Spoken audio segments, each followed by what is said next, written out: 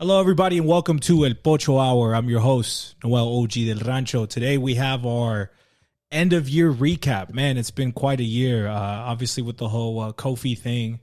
But for El Momento Hispano, as this conversation, this cultural, intellectual conversation has developed largely through Twitter, but obviously through YouTube. It's been very interesting, and I'm looking forward today to be sharing with a panel here all the things we've discovered. So if you guys want to hop in and say hi.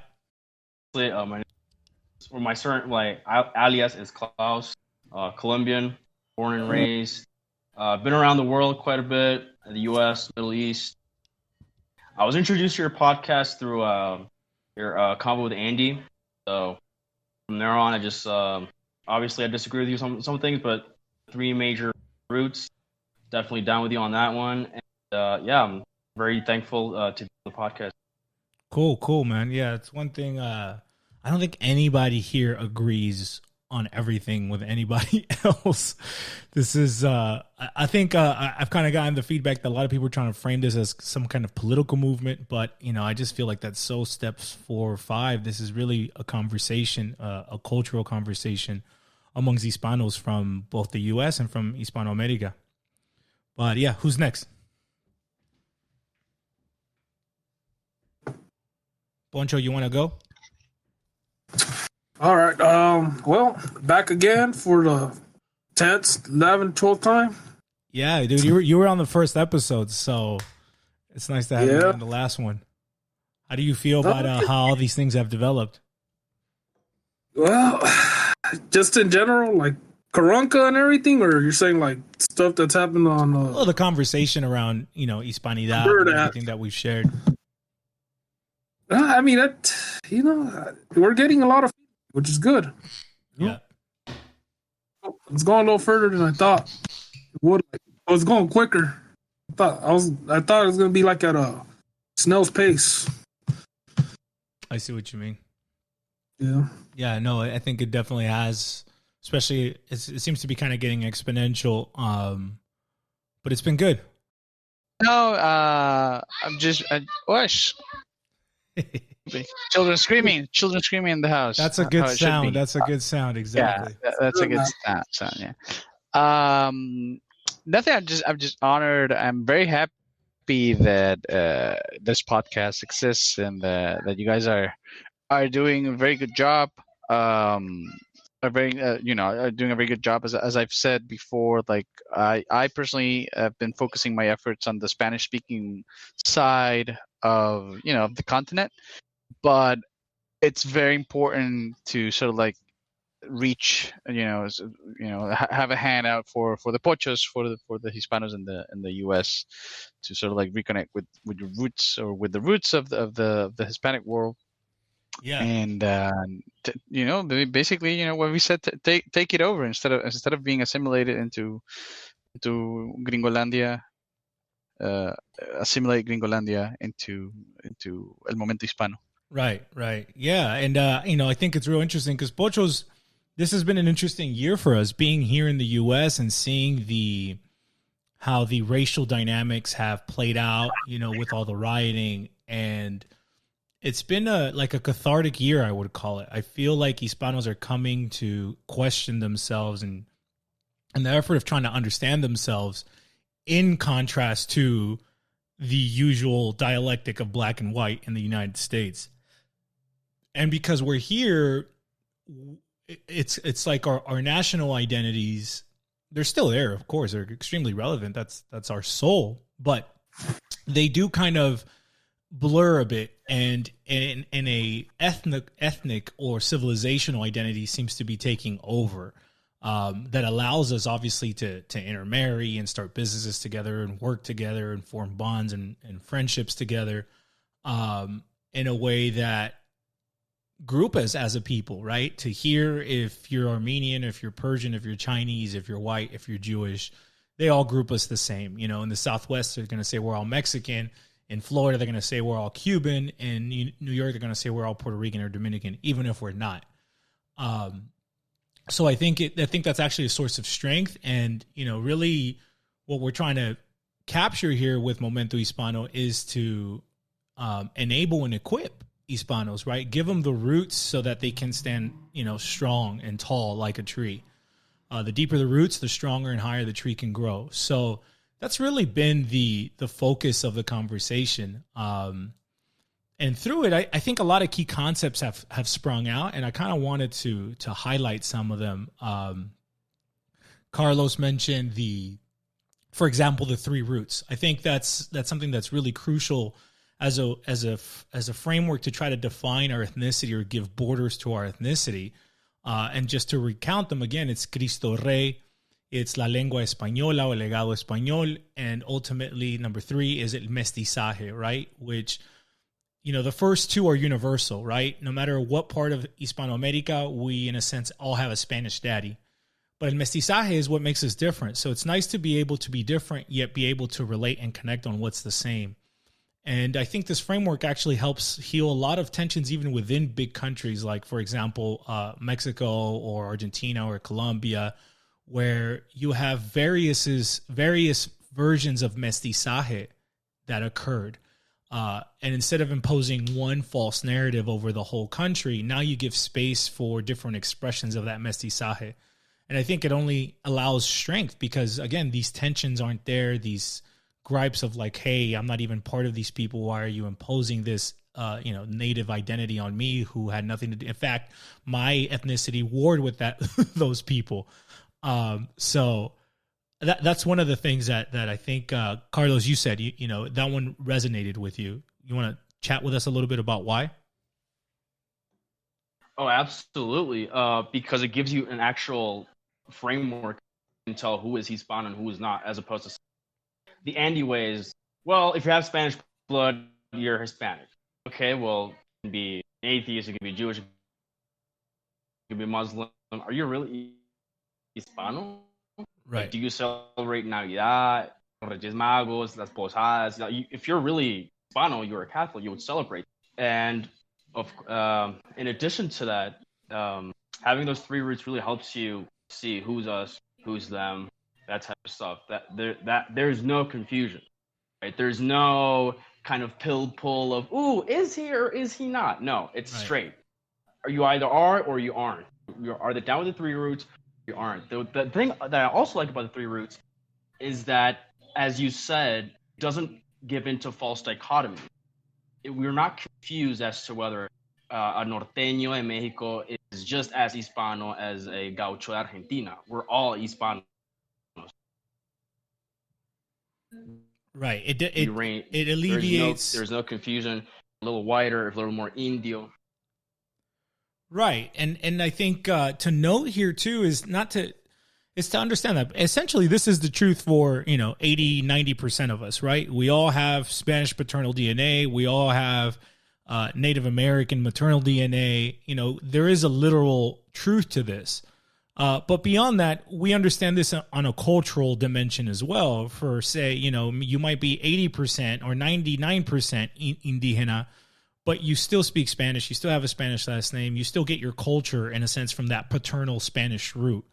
And same thing with the other way, right? You could be a German, Italian, Argentine, but by being born and raised in Latin America and connecting with Hispanoamerica, then you kind of absorb a Indian mother, if you will, which is the soil, right? It is the soil that we're talking about here. So, I like it because it just removes ambiguity. Like you said, there's no room to question. There's no room to be ambiguous. And it also puts a value system dead center. It says that Christ is king. And this is something that I've kind of bumped into with some atheists, Hispano atheists, where they feel like, oh, you're imposing, the Catholic Church. And I'm like, no, when I'm talking about Christ is king, when I'm talking about Logos incarnate, you don't have to be a church-going Catholic. You don't have to confess the faith. But what you're saying is that there is a Logos, there is an order, there is a rhyme and reason to the madness of the world, right? To be very explicit, the anus was made for a certain purpose and not for another. It's what you're accepting. You are saying that there is a system, there is an order, there is a hierarchy to this existence of ours. whether you believe in the incarnation of Christ from a virgin and he died and rose in 3 days, that's besides the point. We don't have to go there. Hopefully you get there at some point, but we don't have to. What we're just recognizing is logos. We're recognizing that there is a order. Order. Exactly. Yeah, there's an order to the universe. Which I think, even if you're atheistic, the issue right now is that. I'm sorry. Go ahead. No, go ahead. Dale. No, I was just saying that if you remember when atheism was like a movement, new atheism, like they would always tell you something like, you don't need religion to be moral, right? You don't need to believe in God to be moral. But that's because the atheist system we've been progressively, that progressively has been coming together in the last 200 years, has been banking or has been a parasite of basically 2,000 years of Catholic Christian morality and tradition. You can even say, we can even extend it to virtuous pagans and say, like, they're even being parasites of the virtuous pagan morality, right? Like they're even taking advantage of everything that was instituted before them. But now after 200 years, we're finally seeing what an atheist system actually looks like, what the morality of the atheist system actually looks like, and is what we're having right now. Is this this weird individualism? Only I matter. Only I in this instant matter. Mm-hmm. They don't it's so short-sighted that they don't even think about themselves in 20 years, 30 years. It's like only this instant matters. And that's what you get when you don't believe in God. It's like, well, if God's not real, if you don't believe in God, what do you got? Well, the only thing I have for certain is this instant, this moment right now. Mm-hmm. And that's what guides everything. This moment is just like, well, it's what you just saw in Argentina. It's what you just saw in Argentina, right? I mean, with the whole legalizing abortion thing, and it's like essentially what you're seeing is that you're seeing these countries become what I'll use the term white. Like they're becoming spiritually white. They're becoming Western. They're just becoming deracinated, amoral pleasure palaces, essentially. And how can you even build a nationalism or a pan whatever is based on dead materialism? Just look at most in the world. They're all practically infertile. They're sterile. Yeah. Look at Sweden. Look at France. Look at Germany. I mean, how can a German nationalist, talk about blood and soil and we are the master race and y'all aren't breeding, bro? This is like, it comes down to why? that. Because you reject logos. Because you reject the natural order, right? Right. Exactly. And we can even offer secular. Oh, sorry. No. Go ahead. Oh yeah, we can even offer secular explanations as to why logos is so important.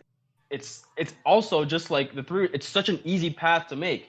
As Genesis, as the Bible says, be fruitful and multiply. We don't. That's it. That's all you need to do. Right. Well, if you want me to intellectualize it and make it secular, we can have some biological imperative. If you want that, it's a species, we need to survive, and that's blah blah blah blah. But with logos, it's just like, well, God says, and here's a logic behind what God says, and there you go. Right. And you become fruitful and you multiply and you become glorious. Right. Yeah. Even in the biological imperative, you're already admitting there's a logos, right? I mean, you're using biology. Exactly. It's just a secular form of logos. Right. It's just so that the little nerdy atheist autistics can understand from a secular scientific standpoint what logos are. Yeah, and the three roots, I think the other thing that they do on an individual level is that you're talking about God, your father, and your mother, and that's how you make children. That's how you start families. So, obviously coming from a Christian standpoint, everything's done for the glory of God, including, marriage and family making. But, it's nice to be able to fit this framework not only to our ethnicity or our civilization, but to ourselves individually, and be able to say God first, then my father, then my mother. Where I'm noticing in people that this is kind of clashing with, where I notice there's a lot of daddy issues, and it's like, no, I don't want to recognize my Spanish root. I only want to recognize my pre-Columbian root. even though I'm completely disconnected from it completely, and I have no idea what that world really operated like.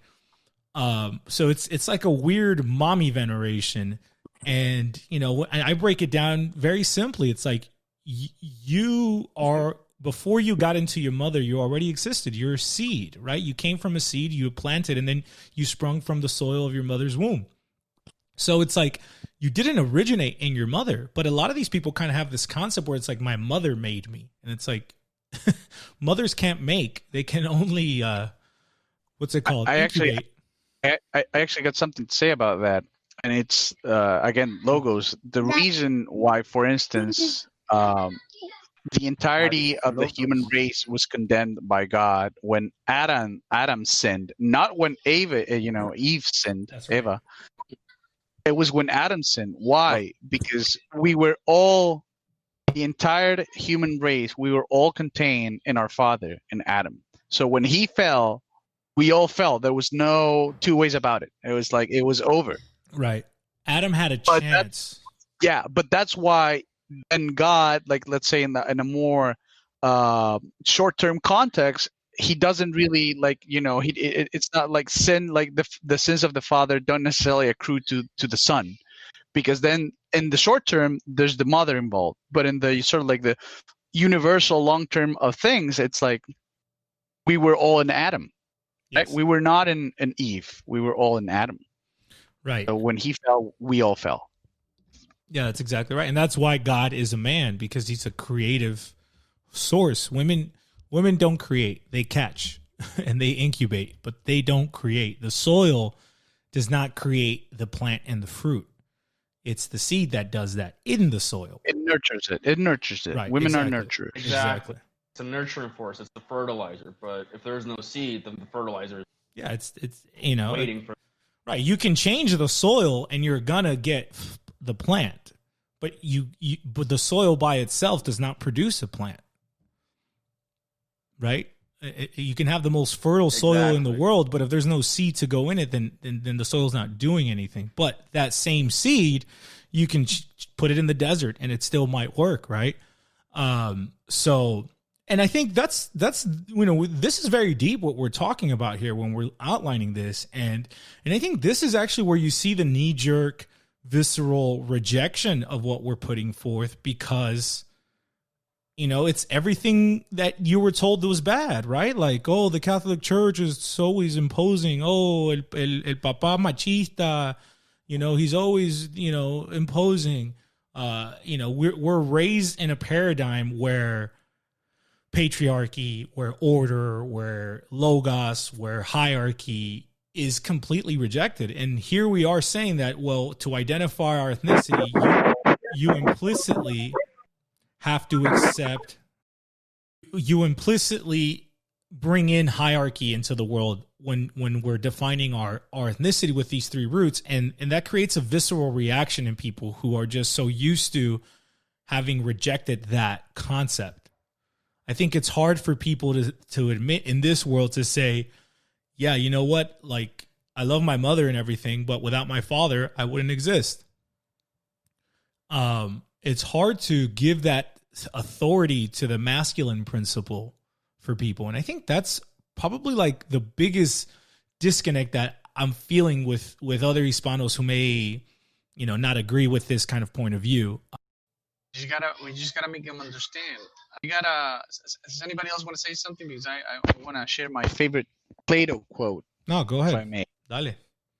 Precisely about logos too, which I don't remember in which dialogue. I just remember the quote, which is that Plato or Socrates, Plato is saying that things are not good because God tells you to do them, or because God demands them. God demands them because they're good. You understand the nuance there? Mm-hmm. Can you elaborate or expand on it a bit? Right. So what the enemies of God and the liberals and liberalism, libertarians, individualists, atheists tell you against the church, against hierarchy, against logos is that, it's just your opinion, it's just your God telling you to do something, and so you think it's it's good, but we don't, but it's not necessarily good. It's just your religion, your Right. God, your church telling you this.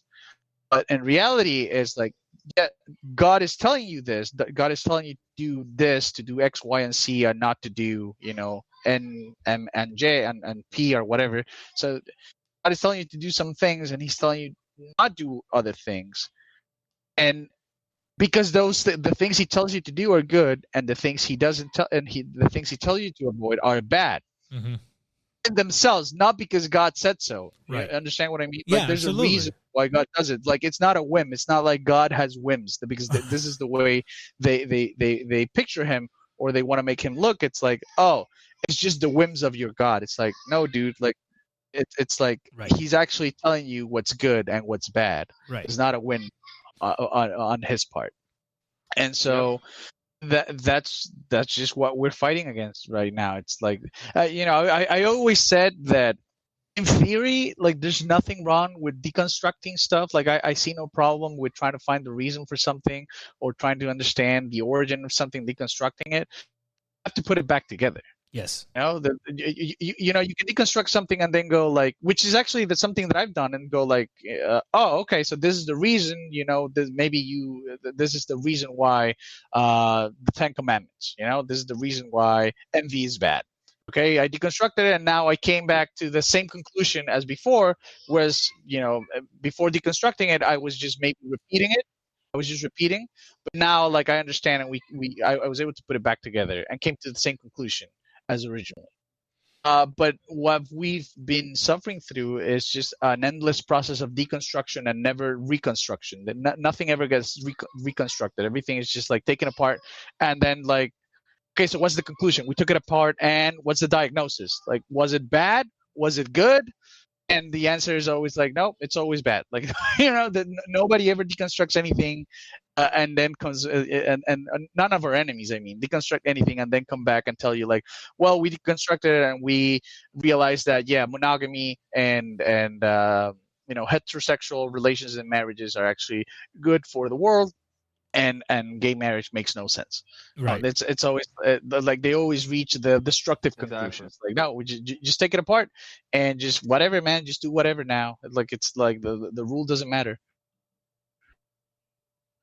And they need to keep it like that, because that's how people stay sedated. I mean, Yeah. if you have just Well, at some you point have you a- just if you have at some just a point bunch you of just hedonistic sex got to for draw all the your sword. life, what can you Yeah. build? Right. Yeah. Right. But as for the question, what do you do with them? It's like, I mean, yeah, you should talk to them, you should preach to them, but at some point we got to recognize. ¿Qué hubo? There's just ¿Qué hubo? hola. Hey. Sometimes there's just the sword, sometimes we're not like, dialogue doesn't solve everything, but you still got to try it anyway. Like, everything I say now, it's about Minecraft. We're all talking about swords, drawing swords in Minecraft. Well, Just to be clear. let me respond back to it. So it's like, El Momento Hispano is just a big ass Minecraft. it's a big Minecraft server, strategy. Yeah, that's by all the it way. is. Yeah, we're just building a gigantic Minecraft server. Big ass Minecraft server, y'all. So Word. what we were talking about was this concept of like, oh, God's rules are arbitrary, and it's just like this, dominant man who's just imposing his rules on everybody. But no, the reality is that sin is not a sin because God says so. Sin is a sin because it actually does damage to you. It doesn't give you life. It brings on death, right? So it's like, if you mess with a married woman, that's bad, not because it's just an arbitrary rule, but because very likely you're going to unleash these crazy emotions and create like a love triangle, and more than likely somebody's going to get killed. And then that brings the neighborhood apart, that brings the city apart, et cetera, et cetera. And the same thing with any other kind of, traditional sin you can think of. These things don't lead to life. And so when we frame things in the three rules, is we're saying there is a such thing as sin. There is such thing as death. There are these things that are absolutes. And we live in an era of relativism. So what we're uncovering, what we're talking about when trying to define and understand ourselves as a civilization, as an ethnicity, is that we're saying, there are some absolutes. And when you're putting a person that lives with absolutes in his heart and his mind, and you put him next to a gringo or two, whether they're white or black, then you see a big difference, because the gringos don't believe in absolutes. They believe in thy will be done, right? Like or their will be done. They believe that they can bend the rules of nature in a sense if their will is strong enough to do so. Everything is relative, and everything is all about money. You know, if there's enough money in it, to them it's virtuous. In reality, I know it's the opposite. Right. Right. They ultimately do break it down, their value system, into money, because it's the way you measure imposition of will, as opposed to, kind of following a greater law. And so what I've noticed with Hispanics who've kind of rejected what we've presented or shared, and again, this is very much a conversation. There's no movement here, right? This is just a bunch of Pochos and Hispanos in Hispanoamerica just having a conversation, about themselves. But that's what they reject. They reject this concept of there's absolute rules, and that means that, there is some things that I can do wrong, and okay, if I've done something wrong, then what do I got to do about it? Oh, then I got to go confess it. I got to admit that I did something wrong. And, the worldly consciousness just does not like that. It does not like that. It does not like the concept of humbling oneself and saying, you know what, my bad, I fucked up. And yeah, I can excuse this left and right, but at the end of the day, I made the decision to do something wrong here. And that's heavy. Exactly. That's very heavy on the soul. They don't want to accept that degeneracy literally undoes you. Let's look at the word itself. Degeneracy, it literally undoes you. Yeah. Undoes raza is really what it means. Yeah.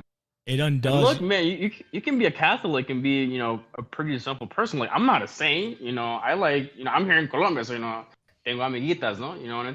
But I know that's wrong. And eventually there's gonna be a time where I have to say, like, I need to stop going out. I need to really get my shit straight, I need to stop chasing these hoes. God, family.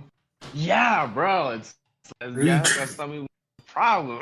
Temptation. But that's the thing. There is a guilty conscience there, because I know that there is a greater force, greater entity that I'm going to answer to eventually I die. These materialists, that's their excuse. It's like, well, if I have 5 orgies a day, well, if I die, I die, right? Fuck.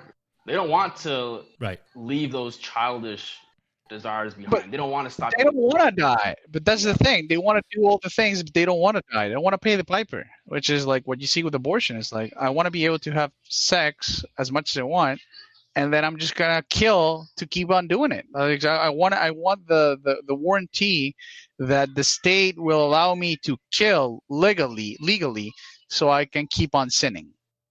So I don't have to stop. Yeah, that's I don't what have makes to. it. It's Yeah, they don't have the. it's a very dangerous cycle. It just keeps getting worse and worse.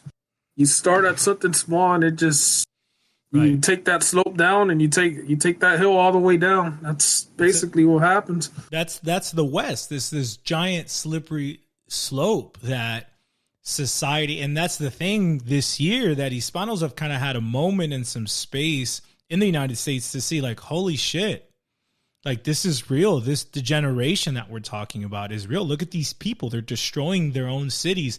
They're destroying each other. They're taking knees, and they're doing all these weird things because they have a certain value system and worldview that's just not ours. And I think the Hispano world has never really paused, especially in the United States, has never really paused and asked themselves, well, what is the way that I view the world? How is it different from my black and white American neighbors? And I think that's really been the crux of it all. And that's really what the conversation that we've presented has been all about. So, we talked about the 3 roots as a framework.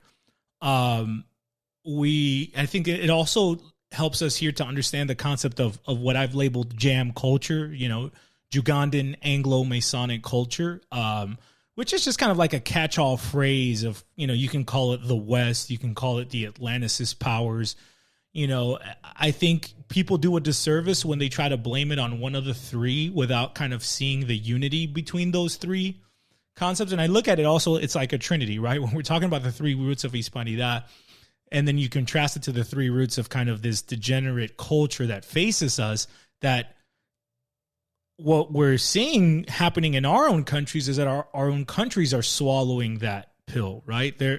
They're also headed on the slippery slope of degeneration. They're just a little bit behind the curve of the West, but they're still headed in the same direction. Oh yeah, I mean that's what the so-called liberators did. They drank the Kool-Aid. Everything that happens afterwards, well, God have mercy on us. Right, and when you break down what these three groups, the Ugandans, the Anglos, and the Masons, have in common, it's pretty much everything we've just said. It's like the imposition of will, it's Kabbalah, it's alchemy, it's I'm going to hack the code of reality and again extract something from it that I want without consequence. There is such thing as shortcuts, where it's like, I think if you go to any country of Hispanoamerica and you go to the country, right, to the simple folk, you'll see the exact rejection of these values. These are people who, yeah, you know what, there might be a shortcut, but in my simple wisdom, I know that there's going to be a bigger cost associated with that. So I'd rather just do things the old fashioned way that everyone's been doing it for generations around here. And so you see how these things clash. And now the temptation, I think, for Hispanos is to, if we don't come into a consciousness of ourselves at our deepest, most, furthest roots, then we will just continue doing what the so-called liberators did, which was, just drink the Kool-Aid. And you're already seeing it, for example, with reproductive rates, right? Right now, on average, Latin America is at just barely replacement rates. Some, research says that we're slightly under. Some say that we're slightly above, but you can kind of say we're just barely there.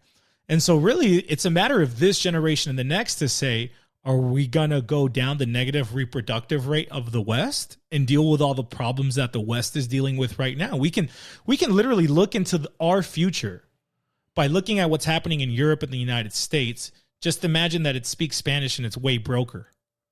Because that's the future that awaits us if we don't kind of pump the brakes and grab charge of the situation as men. Because it's always up to men. This isn't a conversation for women, really. This is a conversation for the men. I gotta go. But yeah, I agree that the main issue behind everything is the feminization of men. Men just keep keep ceding to like the whims of women, like just womanly whims. It's like, we want abortion, have abortion. We want whatever, to have it. Like, it's just nobody says no. And like, not even to women too, but to like general insanity. Like you can see it with the COVID stuff. It's like nobody just has the balls to just say like, this is insane, just stop. Like no, we're not going to do anything. You know what I mean? It's like, nobody has that impulse of just say like, no. Yeah, to grab hold. I mean, you see it in Argentina, you see it in Mexico, where these feminist girls are burning churches or, desecrating heroes. And, I think we all could have said that maybe when we were little kids, we would have assumed that all these people would be getting their asses whipped in public. Yeah. Right. But yet today, nobody's down to whip their asses in public. And that's really alarming to me. And that's kind of what I've been presenting to my brother. That's what I've been presenting to my brothers here. It's like, what happened? Like, why did we run out of steam all of a sudden? Why isn't anyone stopping these girls from burning the churches? You don't know what to tell.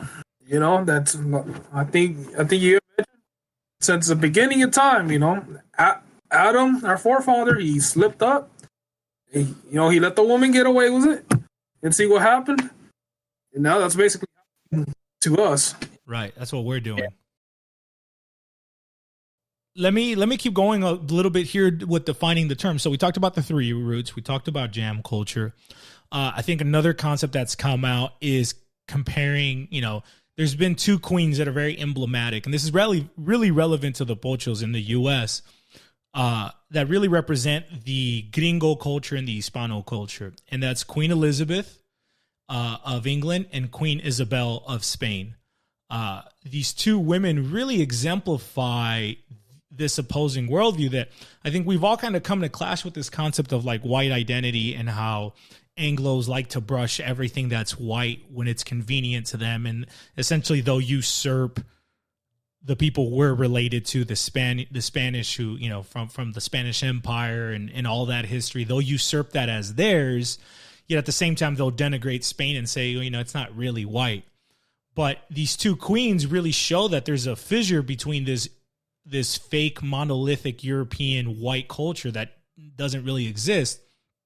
And that's Isabel and Elizabeth, right? Isabel was Isabela Católica.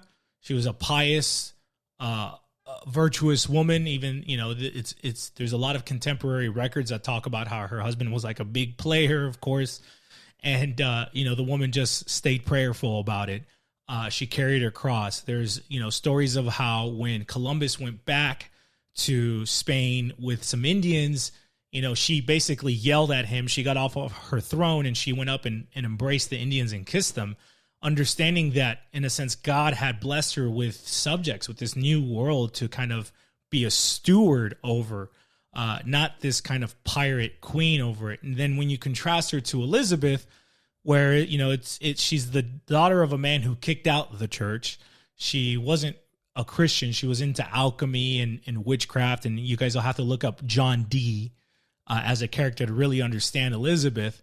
But, you know, she's the one who set up the English Empire at its very early stages. The first colony of the United States was the colony of Virginia, which was kind of, you know, a joke to say, oh, our virgin queen that we just kicked out, right? It's no longer the mother of Christ, but no, it's Queen Elizabeth. That's what the English really did with Elizabeth. They had this reverence for her, like she's the Virgin Mary.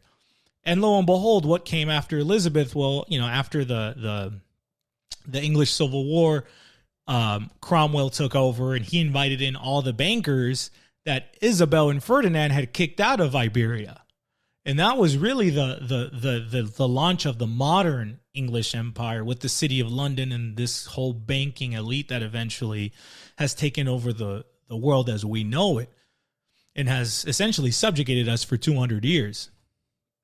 So that's another concept, these two queens. Does anyone else have any other concepts? One of the ones that just came up right now, because I saw your picture, Rico, was Vasconcelos and Raza Cósmica. I think that concept has been central to everything that we've displayed. Do you want to share about that with us a bit? Yeah, basically, La Raza Cósmica is the one of the first things that you get if you read his book is that, you know, people tend to mix together, and specifically in Mexico is where you see this mixture of people from every corner of the globe, you know, coming together.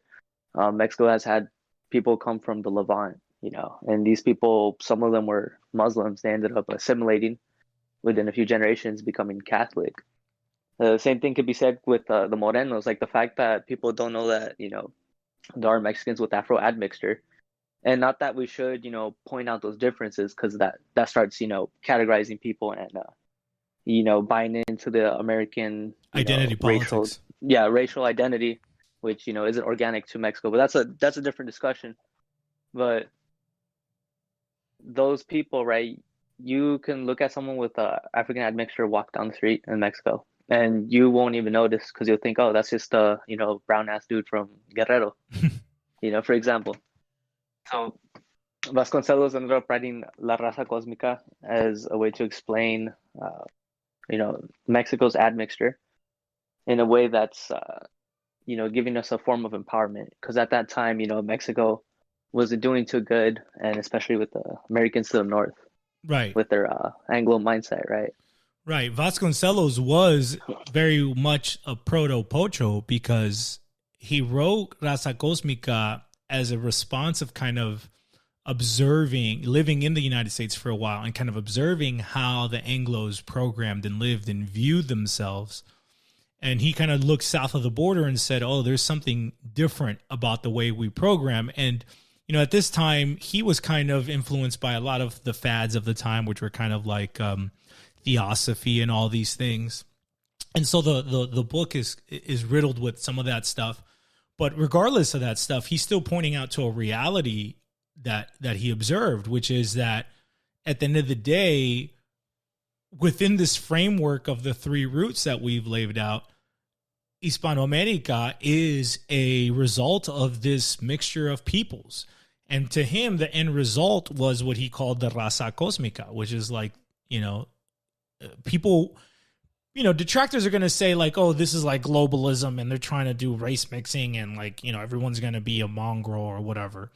But again, it's like all things. All things can be done for the glory of God or for the glory of men.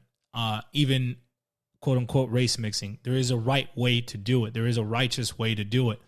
And that's what you saw in Hispanoamerica. And that's what Vasconcelos saw when he wrote the Raza Cósmica. So he was kind of fast forwarding. He wrote this in the 1920s, but he was kind of fast forwarding in time and saying like, there's only going to be more mixture within ourselves.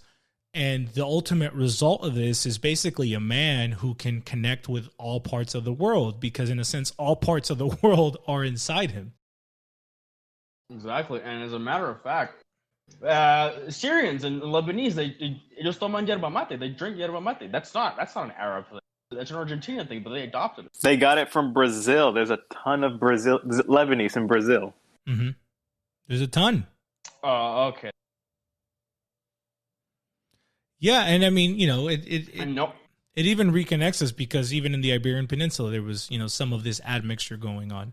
And this concept of raza cósmica, this mixture is, when you zoom out a bit historically, you realize that this is what happened in Iberia, right? This is what happened between the Iberians, the Iberians, the Carthaginians, the Visigoths, the Romans, whatever Moorish or Sephardic influence came in a little bit later.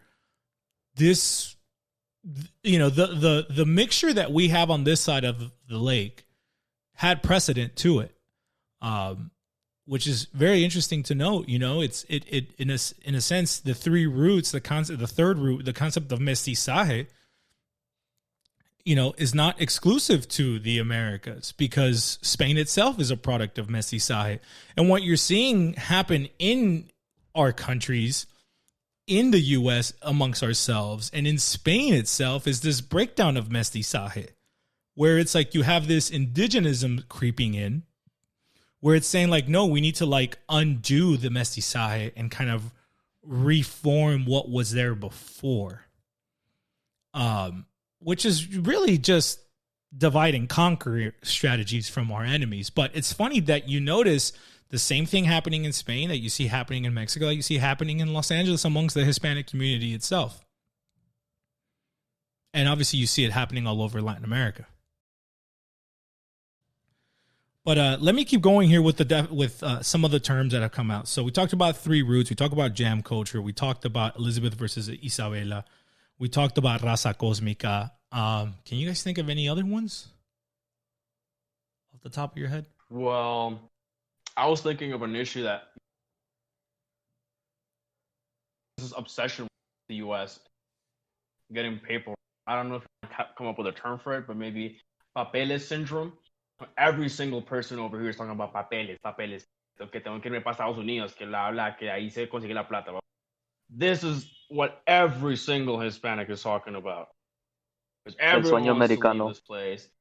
Exactly, right? Consumerism. And I hear it even from my own dad, right? My dad's like, yo, you need to your girl, you need to get papers, blah, blah, blah. Because we're, as you said, OG, like, we're just following America, right? So our parents still probably U.S. as golden state. If you just go there and work, everything's going to be fine. And we're going to have 2 trucks and all that. And if there's a term for that, I would probably call it papeles. Obsession with. Well, I would call it consumerism. It's just, I've heard a lot of people kind West, of becoming a paper American. Right. Well, I feel that's worrisome, because what that mentality is doing is that it's automatically making provinces of our countries where this is the capital. And this is the capital where you have to come to if you want to like make it. But I think it's hollow, because it's like people come here, the Mexican farmer lost his farm because of NAFTA. So he migrates to the north. He gets a job. He might start a little business as a gardener or something. He has 3 kids. He takes care of his wife, off his income.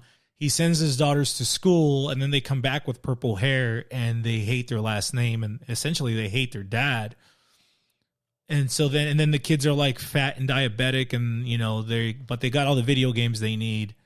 And it's like you have to pause and think, like, what the fuck was it worth it? Maybe it was better just staying home, surviving off beans and tortillas. And I think this is the first time we're kind of questioning that. But I think there has to be something more than just material. Again, it's really just an obsession with having U.S. citizenship. I see what you're saying. Become the paper American, where somehow I'm going to maintain very hard. It could be like a perceived prestige of sorts, but I mean, yeah, like a prestige, like a status symbol, exactly. A status symbol. Exactly, because when you go back home to La Territa, you can say, ella tengo los papeles. See, I'm an American citizen. I can go wherever I want. I'm so much better than you. It's sort of weird elitism. Again, it's not just about money. Yes, the money is a part of it, but it's also about the being an American citizen. Because in their mind, being an American citizen is basically making you're the king of the world at that point. America, it's a great country, land of the free, home of the brave. You're a Roman now. That's how you create Latin. Jeremias, did you want to say something? Yeah. I would like to say something regarding that issue. I think it is also embedded, in the issue, in the concept, or the effective concept of the state nation. Because when you reduce the national identity to the state, like, you cannot really differentiate Mexico from the U.S. because it's only legality. So I think that's one of the main issues with that, at least metaphysically, with the concept of the nation state. And I think it's also, that's what we're seeing in a way. Right, it's reductionist. Yeah, correct. Rico, did you want to add something? La neta que sí, pero ya se me olvidó, entonces dame unos minutos. It was about papeles and how it's viewed in our countries. I don't know if any of you guys haven't gotten your papeles yet. Don't worry, man. The INS won't come for you. En Minecraft, chavalos. I'm still 100% Colombian. I ain't got no more other passports. No worries about papeles. I got a few sets of passports, I'll admit, but that's because I diversified myself, my diplomatic status, when I got married to a foreign national. But that's something that, I've kind of talked to a lot of the guys here where, get your passport from back home, go to your local Mexican consulate, go to your local Dominican consulate and get your paperwork. Because here's the thing, it's like, this is the sad thing about Latin America, is that it's always chasing what the Anglos did 5 years ago. It's always late to the party. It's always on last year's trends. And, it's thinking that it looks cool, but, everyone here is looking at it like, fool, that was cool like 5 years ago. Why are you still wearing that? You know what I mean? And so it's like and I think you see this with the phenomenon of like Latinxers and Pygmies here, where it's like, they're all trying to get a piece of the American pie, but it's like the kitchen's closed already. Like, these guys are going out of business, and here you are trying to buy stock in the company. Right? And this is kind of what I'm talking about. We have to start thinking of like a post-American reality, because like the Titanic's going to sink, it's already hit the iceberg. It's just a matter of time. It may not happen in our lifetimes. It might happen, 2 generations, who knows how long. But the point is, it's not going to last forever. But our descendants will still be here. So it's like, we have to start thinking about this way. But when you kind of introduce that concept of like chasing American papers, in a world where American papers are losing their value, right? It's like, before, having American passport meant something, but increasingly it's actually become a liability, right? Go to Europe and let them know you're American. You're going to see how quick people change around you. it doesn't give you the same access that it used to, perhaps when our parents were kids looking up at America as like some land of opportunity. That myth has kind of run its course, I think.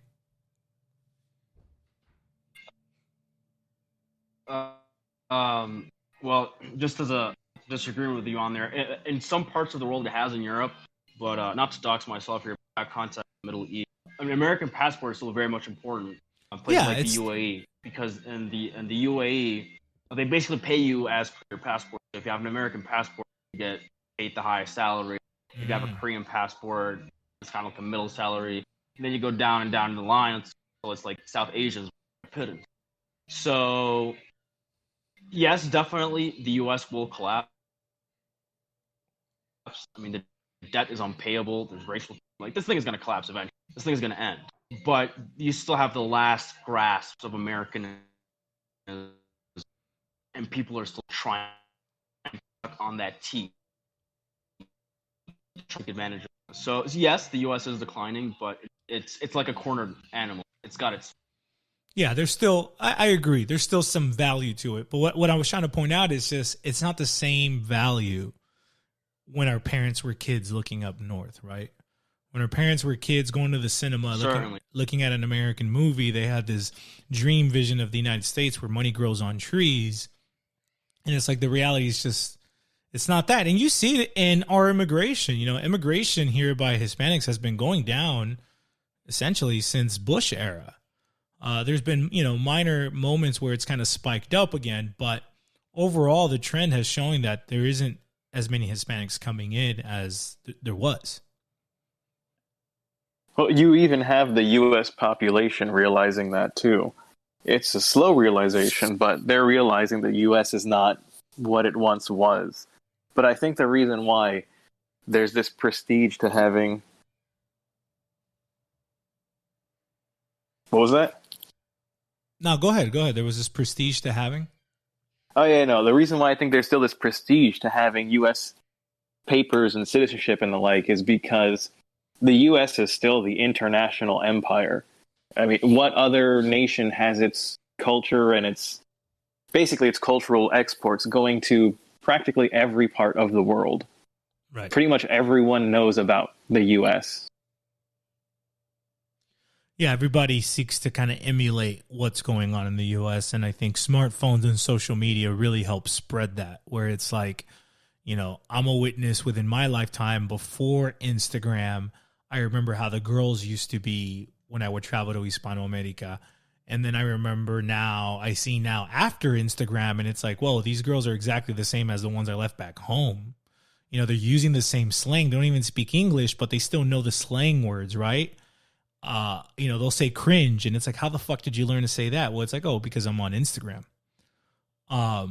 So it's el TikTok, que no se olvida. Yeah, in TikTok now. I'm too old for that, but yeah, exactly. It's crazy. it's crazy how you see this monoculture being shoved down the throats of, essentially our sisters, our women, in our home countries. It's like you can't go to the pueblito anymore assuming you're going to find, an old-fashioned girl because she's trying to get dresses from, what's that hoochie store that all the hoochies buy from? The one? There's a million of them. Which one? No, which one, Fonz? There was one specific. Oh, God. They're based here in L.A., too. Like all the Kardashian bitches. It's not Dolce & Gabbana because that's like all growing. That's they were into. It's like a hood. It's a hood. Yeah, y'all talking about Fashion Nova, right? Fashion Nova. Yeah, there you go. Exactly. Yo, but real quick to me, I want to add on to the passport stuff, if I may. Please. Yeah. So with the European passport, what you got is also the EU, right? Where you can travel across, nation states, and you have access to these countries. When the United States, the passport is more exclusive. But with that being said, the passports in our respective countries in Latin America, Hispanoamerica, whatever you have it, right? Our passports are worth value that we're not taking advantage of. that our parents have, obviously have left to come here to the United States, North America. But in, tú sabes, Dominican Republic, Panama, Mexico, those passports are still worth a lot to people like us because we speak the language, we come from these countries. Yeah, we don't take advantage of it. Who does? European businessman, et cetera, et cetera. But for us, if we were to, wheel it in and take advantage of it, this is a valuable, passport, whether it's dual citizenship or et cetera, that is valued a lot. We just don't know about it until we're there. That's my take on it. Oh, absolutely. You can absolutely use that American passport. I mean, over here, that's very useful. In Hispanoamerica, travel where you want. There's more prestige. So definitely, we can use that to our advantage.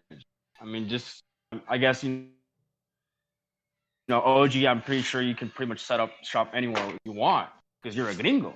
So we can definitely use that. Right. I wouldn't be against it. Yeah, and I would advise the fellas to, diversify that, like still get your own, because I know so many of my Mexican homies that like they go to Mexico and they have to like pay an entrance tax or like an exit tax because they don't have their Mexican papers. And I'm like, get your Mexican papers, get your Mexican passport, because you never know. There might be a day where they close the border and they're like, Americans can't leave. Look at this year with this whole Kufi bullshit. That's not such a stretch to put out. But if you have your foreign national passport and you say, look, man, I'm not from here, I need to go back home, and they might open those gates to you and let you get out. Yeah.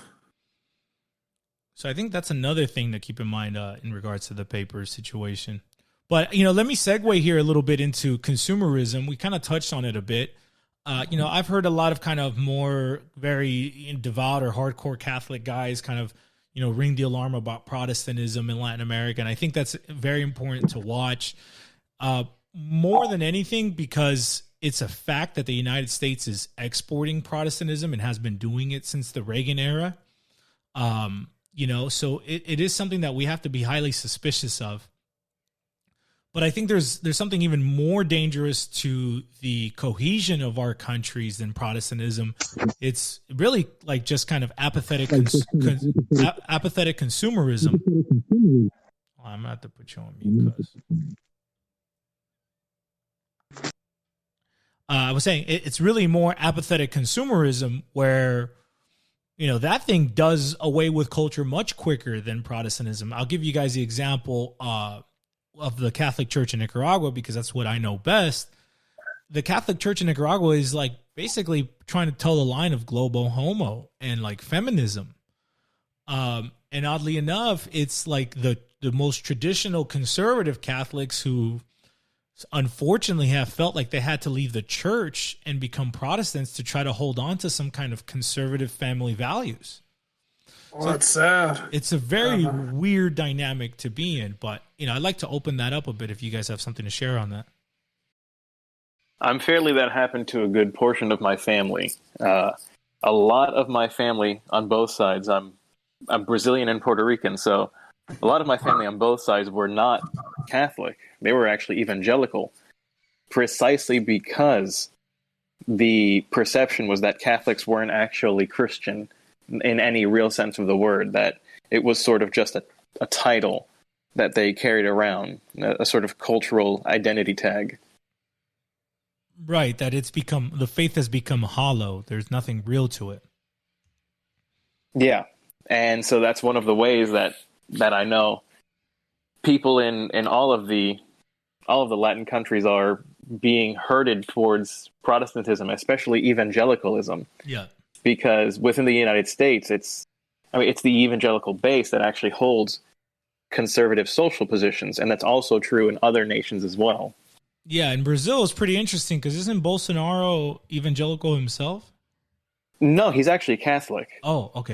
Yeah, Bolsonaro's actually a Catholic, but he considers himself an evangelical Catholic. He works really, really closely alongside with evangelicals. He wants that Israel money. Israel first. He wants that Israel money. He was evangelical. Yeah. He wants that banker money. Okay, so he's an evangelical Catholic. I didn't know. I thought he was actually... Yeah, he's an evangelical Catholic, as funny as that sounds. I'll throw AMLO but reverse. No mames. I was just about to say that AMLO himself is evangelical, correct? But he's kind of a Catholic evangelical. Yeah, he's an evangelical Catholic or Catholic evangelical. and that's what I've noticed, and that's been my response to, you know, some of the guys in the conversations that we've been having when they're kind of like, no, we gotta like burn all the evangelical churches, and I'm like, you know, all the evangelicals I know from Latin America, they're still very Catholic. They walk by a church, they still make the sign of the cross.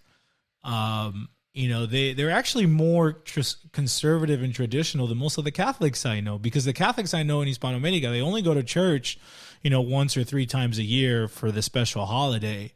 And when they do, they go dressing like they're going to the nightclub. Like there's no reverence for the Catholic tradition like maybe our parents got to catch as kids. Sadly, you know, this is the reality. So, you know, that's an interesting situation. I think that's also a reflection on the current state of the Catholic Church as well, though. I would agree. Yes, totally. Yeah. Of course. 100%. And I think this leads into like the whole interesting dynamic that you're seeing amongst Pochos, and even in this specific group, where it's like you see a lot of Pochos trying to go back to try to capture some of the faith, and it's hard because the Catholic churches have become very evangelical. So then they go to like the trad Catholic churches. And then you're seeing, you know, what I've been a part of, where it's like, oh, I've discovered Orthodoxy, and it's like, okay, what does that mean in the whole context of the church and church history and tradition? But I think it is important to note that there is a growing search amongst young Hispano men for the traditions that essentially have been gutted ever since Vatican II. Definitely. Another thing I always thought of, it's in the same realm. I don't think it was coincidence that the first Hispano Pope was this one. I think it was kind of an attack at the Catholic Hispano identity. That's pretty interesting. Can you elaborate on that? I think you're right, but I want to hear more. Well, the fact that he's from Argentina, and he is at least what is that, Cardinal Sarah that everyone wants? Yeah, Cardinal Sarah. Yeah. No, but I mean this Argentinian, that's in the seat of Rome right now, Francis. He's, according to practically every single traditional Catholic I know, probably the worst pope in recent memory, or even ever, if I'm to go by what they're saying. And the fact that the places where you do have more Catholics, more influence of Roman Catholicism within the societies are Latin America and Africa. And so this first pope that was the first Hispano-American, first New World Pope, happens to be this sort of New World Order progressive type, which just always seemed like an attack on that part of the Hispano identity. Yeah, no, I think that's really interesting how that's worked out. It's crazy because, you know, obviously I think Latin America is a place where there's more Catholics than anywhere else in the world. And you have to question, like, well, kind of what is that getting I think us? someone had a question. Yeah, I think somebody was trying to ask something. Oh, go ahead. Someone was trying to ask a question. Aniel? I said, do you think the downfall of the United States is due to them not following the 10th commandment because they have become a consumer country? I think so. Can you remind me, what's the 10th commandment again? Oh, thou shalt not covet thy neighbor's goods. Ahí mismo. You should not cover thy neighbor's wife. Or all wife and goods. Goods specifically, it seems. Yeah, I think so. I think this whole country has been a total rejection of the church and tradition. I mean, from the very beginning. And I think that's one of the things that we've kind of put forth, where you understand a queen like Queen Elizabeth being, in a sense, the mother of the United States, and you break down what she valued and what she stood for, and in a sense, what England has stood for. You can't separate the United States from England, you know? So if If you want to understand the United States, you have to understand English history. So I think all the corruption and cultural degradation that you're witnessing all around us today in the United States is a product of that genesis of the United States. For sure, especially because liberalism in general, it just seems that it will always take you down this path. So, especially with the focus on breaking down everything to the individual being the fundamental unit of society and of existence, really. At that point, individual desire just becomes life's meaning, which that's all of Christianity and Christendom explains how and why that's a bad thing. Right. And so I that kind of brings back to what we had laid out earlier, maybe before you hopped on, was in a sense how us trying to identify our Hispanic identity, roots, and worldview is implicitly anti-liberal. And that essentially comes into conflict with everybody who's been brainwashed by liberalism, both, in the United States, Americans, but Hispanics who have been brainwashed by liberalism. And they view Hispanoamerica through liberal, modernist worldviews, which we kind of bumped our heads against, this week. When we speak of liberalism, we're saying left and right, because American right is pretty gay, dude. It's as left as you can get. If you really for sure. With liberalism, it's capital L that we're talking about. Conservatives are conserving. Conservative cucks. Yeah, conservatives are just yesterday's liberals. So that's a good point that you're bringing up. Right, exactly. They're liberals from a different era, but it's still liberalism. So when we're talking about liberalism, we're talking about capital L liberalism, classical liberalism, which is almost completely an Anglo-French product. One that was essentially that's one of the nuggets that we've extracted from kind of this historical investigation conversation that we've had these last couple of months, which is understanding how the concept and identity of European, of the West, of the liberal West, was essentially concocted to go against the Spanish Empire, right? It was a means of kind of breaking away Europe from that old Europe, that church, that tradition with a capital T, that hierarchy. It was a means to break away Europe from that system, from the king, from the queen, from monarchy, and introduce kind of, this modern oligarchic republicanism, which we all live in. And that same bug infected our countries, or the elites of our countries in Latin America. And that's essentially what created the liberation movement. And so one of the big things that we've been doing is trying to come to terms with that reality, right? And, that doesn't mean to completely negate the people, the folk that have developed, because at the end of the day, no matter if you do bad, all things work for God's greater good, right? Like that's what providence is. And I think Hispanics intuitively understand the concept of providence.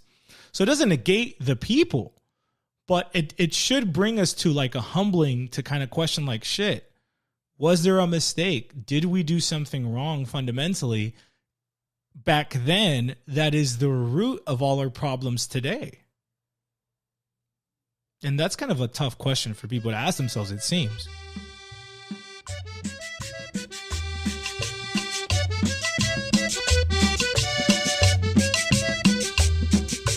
Ya cantó bien mi machete, la tierra quemada está, la troja con su trasplante, la lluvia espero para ir a sembrar. José Miguel, este año 900, las cabañuelas van pintando bien. Los tabacales en tu pensamiento, de hojas muy verdes llenan tu caney.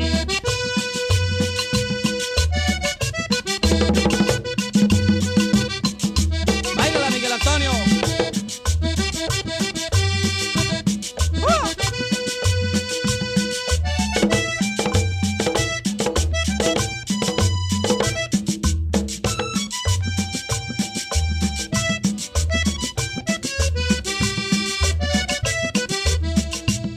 soy hombre de trabajo, soy pobre desde muy niño, pero un aguacero en mayo de pronto cambie mi fatal destino.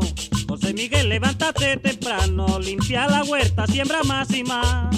Por avanzarte mucho en el verano, el rico avaro te logra engañar.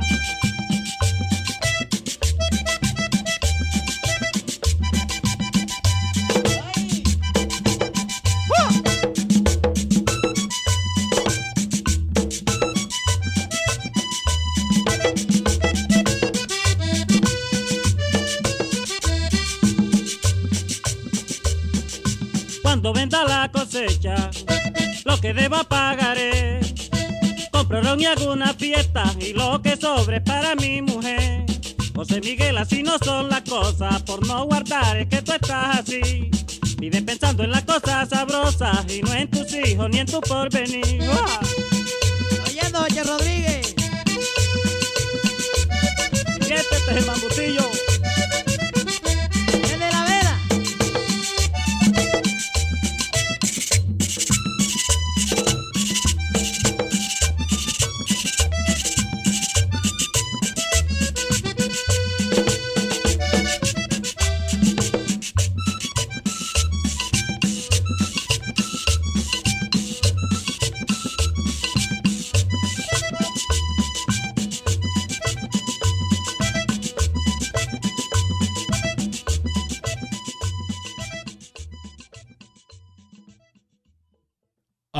Hey, Yeah, go ahead. I live in Mexico, man, and I think we need a wall, man. I think we need a wall, but not a physical wall like the one that we have at the border. A different kind of wall that keeps all of that liberal shit and that liberal mindset in America, and that way it doesn't infect all of our people here in Mexico. Mm-hmm. It's honestly, I think that the reason why our views crash with liberal views is because liberals in reality, they're like pushing like what seems to me like some form of black supremacy, man, to be honest. Mm-hmm. A lot of American liberals are ethno-masochistic. And these are like girls that are into BDSM, right? They like to get like abused and stuff. So they have no problem with bowing down and kissing the boot of Hebrew Israelites or black supremacists. Mm-hmm, mm-hmm. Yeah, that's what you're witnessing down there. Can I ask you what state you're in? I'm in Tijuana, Baja California, man. Right. Yeah, no, I agree.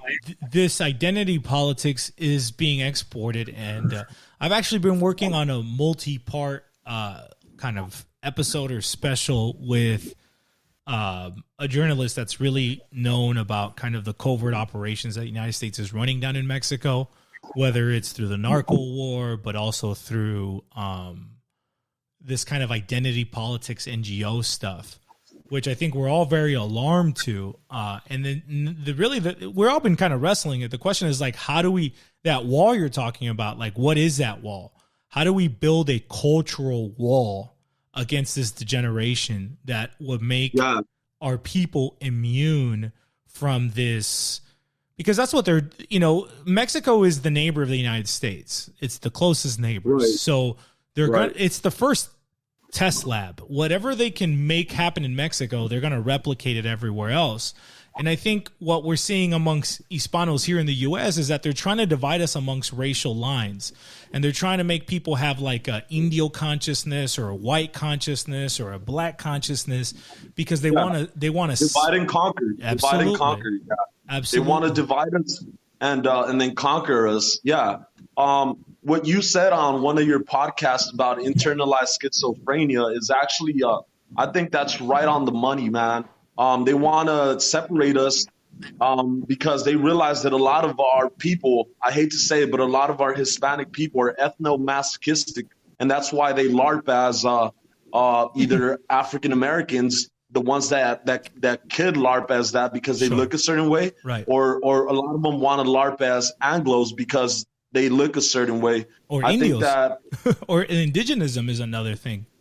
Yeah. The funny thing is that the ones that want to LARP as Indios, like straight indigenous, they most of them don't even look indigenous. They're white. That's the funniest part. They're whiter than me. Yeah. It's crazy.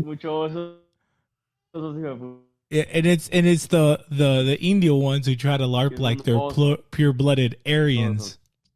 Yeah, was it Aryan Warrior? Yeah.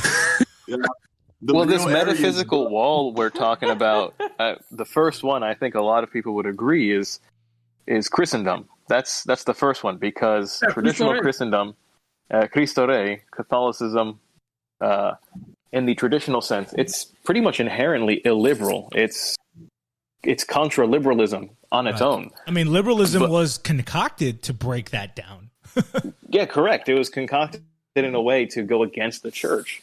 But you also recognize another Christ, thing, you recognize a hierarchy, because Christ is king, and it all goes down from there. Right. The other point too is we have to recognize that our history is not like North America's. It's completely different. And so when they tell us these ideas of theirs and the way they view their histories and the way they view their past, well, not even just better, it's completely different. And so when they use their lens to look at our own, it is incorrect. It's the wrong vantage point to be looking at. What you're saying is this: when Hispanos unknowingly have a liberal lens on their eyes, and they try to understand where they come from, they implicitly project liberal concepts and values and impose them into Hispanoamerica, which is, in a sense, the Clorox to the Hispano germ, right? It kills our ethnic roots. It kills exactly what would preserve us, because you're imposing these dialectics that are foreign. Well, kind of, but also the fact that the United States history is one of primarily ethnic conflict, at least in the beginning. Sure.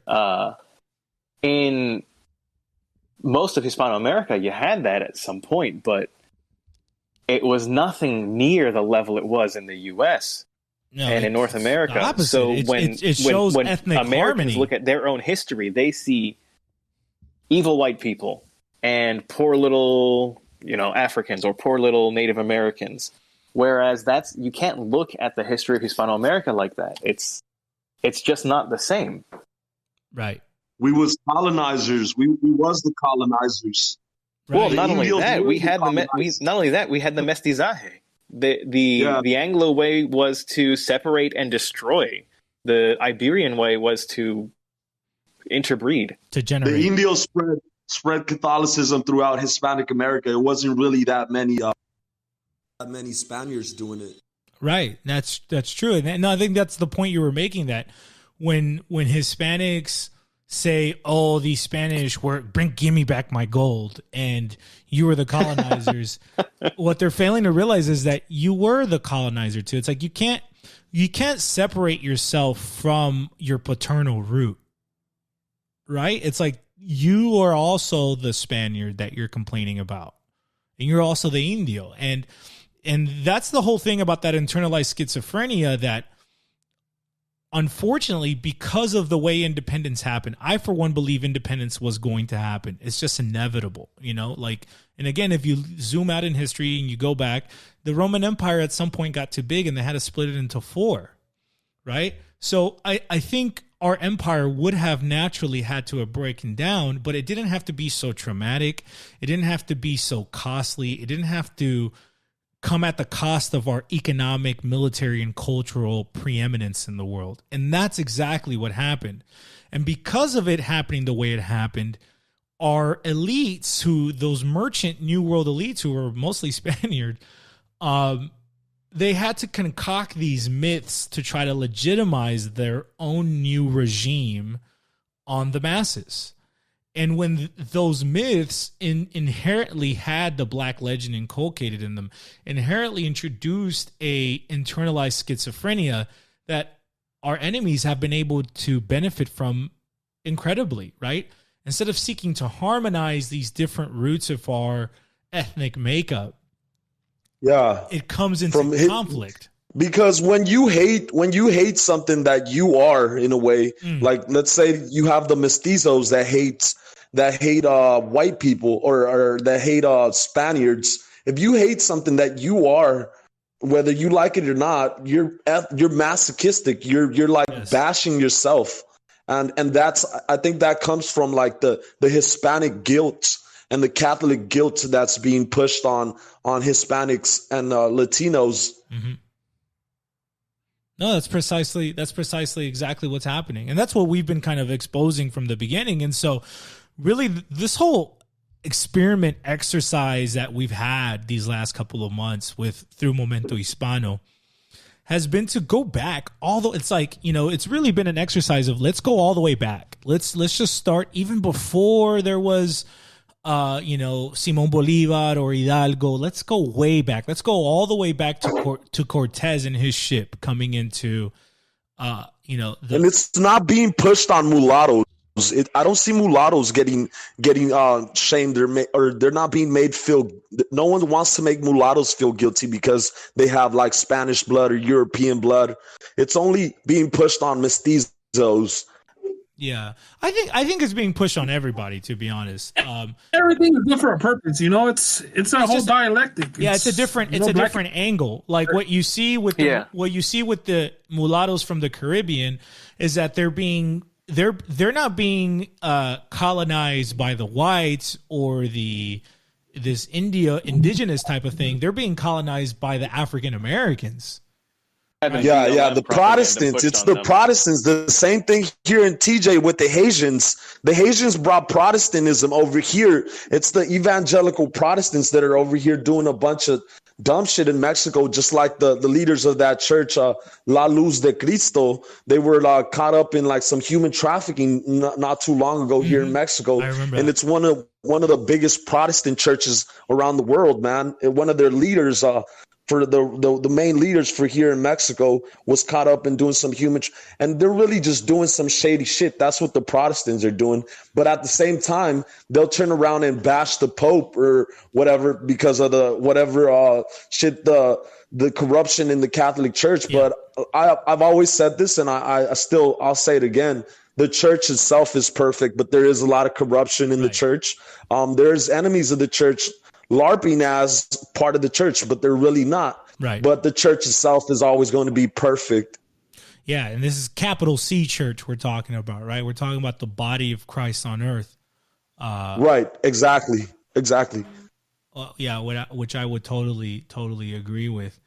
I think the concept that you're introducing of building a cultural wall, I think that really resonates with me, because I feel like that's kind of what we've been doing unknowingly here. I'm not sure how long you've been following the stuff that we do here, but I know you kind of came into the conversation here a little bit later. But one of the things that is put forth first and foremost is what we call our three roots. That was the first video I saw, the one where you had that picture of the black women, the indigenous women, and I think the European women, where you talked about those three roots. That was the first video I actually saw that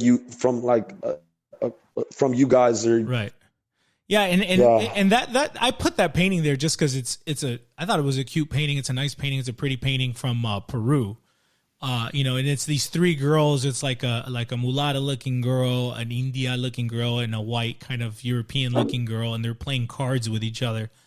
And then, people look at that and they think that the three roots that I'm going to talk about are racial roots. And it's like, no.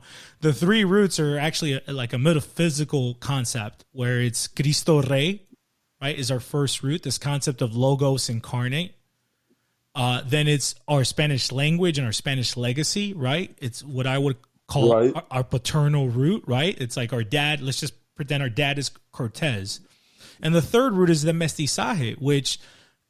the first two roots, again, they allow us to be universal. They're universal. They're the same across the board. But the mestizaje is what allows uniqueness happen at the same time, right? Because the mestizaje that happened in northern Mexico is way different from the mestizaje that happened in southern Mexico, different from the one that happened in the Caribbean, in the Andes, and in Argentina, and in Chile, and in Colombia, and in Venezuela, right? So the mestizaje is our maternal root, and it allows this differentiation amongst ourselves to say, like, hey, look, we may have a different mom, but we're all sons of the Father. And I think, when we outline it this way, I think that kind of helps start creating that cultural wall that you're kind of talking about. because it says like, okay, if you're going to program with us, then you need to get down with what we are. And this is what we are at our first roots. There's more built to it, right? Like, you know, one of the conflicts that I think that the reason why a lot of Hispanic Americans can't tap into our culture, into the type of the things that we're talking about, is because they're a lot of them have like what seems to me like identity crisis. Yes. Sometimes I ask like Hispanic Americans, like, hey, what are you, bro? Like, I just like to mess with them. Yeah. I like to see where their head's at, and they'll say like, oh, I'm Mexican. And then I'll tell them like, bro, you're probably not a Mexican. You're probably just a Hispanic American of Mexican descent, which means that your roots are Mexican. You have Mexican roots. Your heritage is Mexican. But you're an American. Like a lot of them, like they're so anti-American because liberals have been programming them and conditioning them to be anti-American, that a lot of them hate America so much that they identify as Mexican. And another thing is like, I don't think there's such a thing as a Mexican American unless you have dual nationality, because Mexican is a nationality and American is a nationality. Right. So if you don't have dual nationality, you're just an American of Mexican descent or with Mexican roots or that has Mexican heritage, however you want to see it. Right. I think there's like some sort of like identity crisis going on, and because of that, a lot of them choose to LARP as like Indios. A lot of them choose to LARP as like African Americans, so they'll start adopting other cultures because they don't really understand exactly like what they are. They're being taught to hate America, but at the same time that, you know, they're looking for something to be. So they just gravitate towards like African American culture because that's what they think it's or towards liberal African American culture because that's what resonates most with them. I do want to say to that because I'm curious, like how much of that has to do with the lack of the first root, with like religiosity and lack of being Catholic, right? Mm-hmm. If like you know. Catholicism is universal, right? So if they understand that, then you know what comes after that is easier to digest. Without that lack of understanding, it's impossible. But I'm curious about the other point you made about a Mexican being or dual nationality. My interpretation is that they're American, but they hate themselves. Like, not that they hate themselves, but they're taught to hate them. So, but it's not only Mexicans, it's Puerto Ricans, Dominicans, etc. It goes beyond. Exactly. Mexican. I'm talking about Mexicans because I'm Mexican. My family's Hispanic American of Mexican descent. That's why I'm focused. But I know the same kind of concept applies on other. No, exactly. Other so I grew up in the Northeast, and Puerto Ricans, you know, they're taught that, you know, Puerto Rico is basically the United States, and they're New York Ricans, right? They're not Puerto Ricans. You know, Dominicans are taught the same thing with you know, respectively to Dominican Republic, that, you know, the history of Dominican Republic is that, you know, colonization was this, that, and the third that happened, and we you know, we're here to cure that, to say that we actually have a lot more in common. You know, you being from Mexico, someone else being from Puerto Rico, and all Hispanics have more in common with each other than they do with Anglo Americans or African Americans or any other type of American that is not a Hispanic American. Right, and that's what's and the result is where does that stem from? Like, why is it that we're told all of this when in reality it's simple to solve it? And you know, the answer is there, that, you know, we don't know who we are until we're told who, and then we build and grow from that. And that's what I think that's what we're accomplishing here. Yeah, absolutely, you're right about that.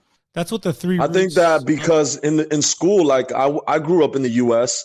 I don't hate the U.S. I actually I appreciate a lot of things that a lot of things that the U.S. has given me, like, you know, the opportunity to learn how to speak English, the opportunity to get a free education, a lot of things.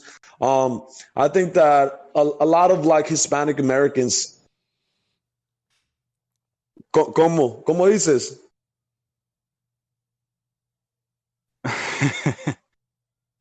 Yo, may I ask what part of the U.S.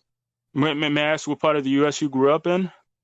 Oh man, well, originally, Or what I region? grew up in I was taken to shithole Los Angeles as a small baby. As a small baby, I lived there for a few years. Then I moved to what is known as the Inland Empire, the you know, Coachella Valley, that area, and I lived there for a few years.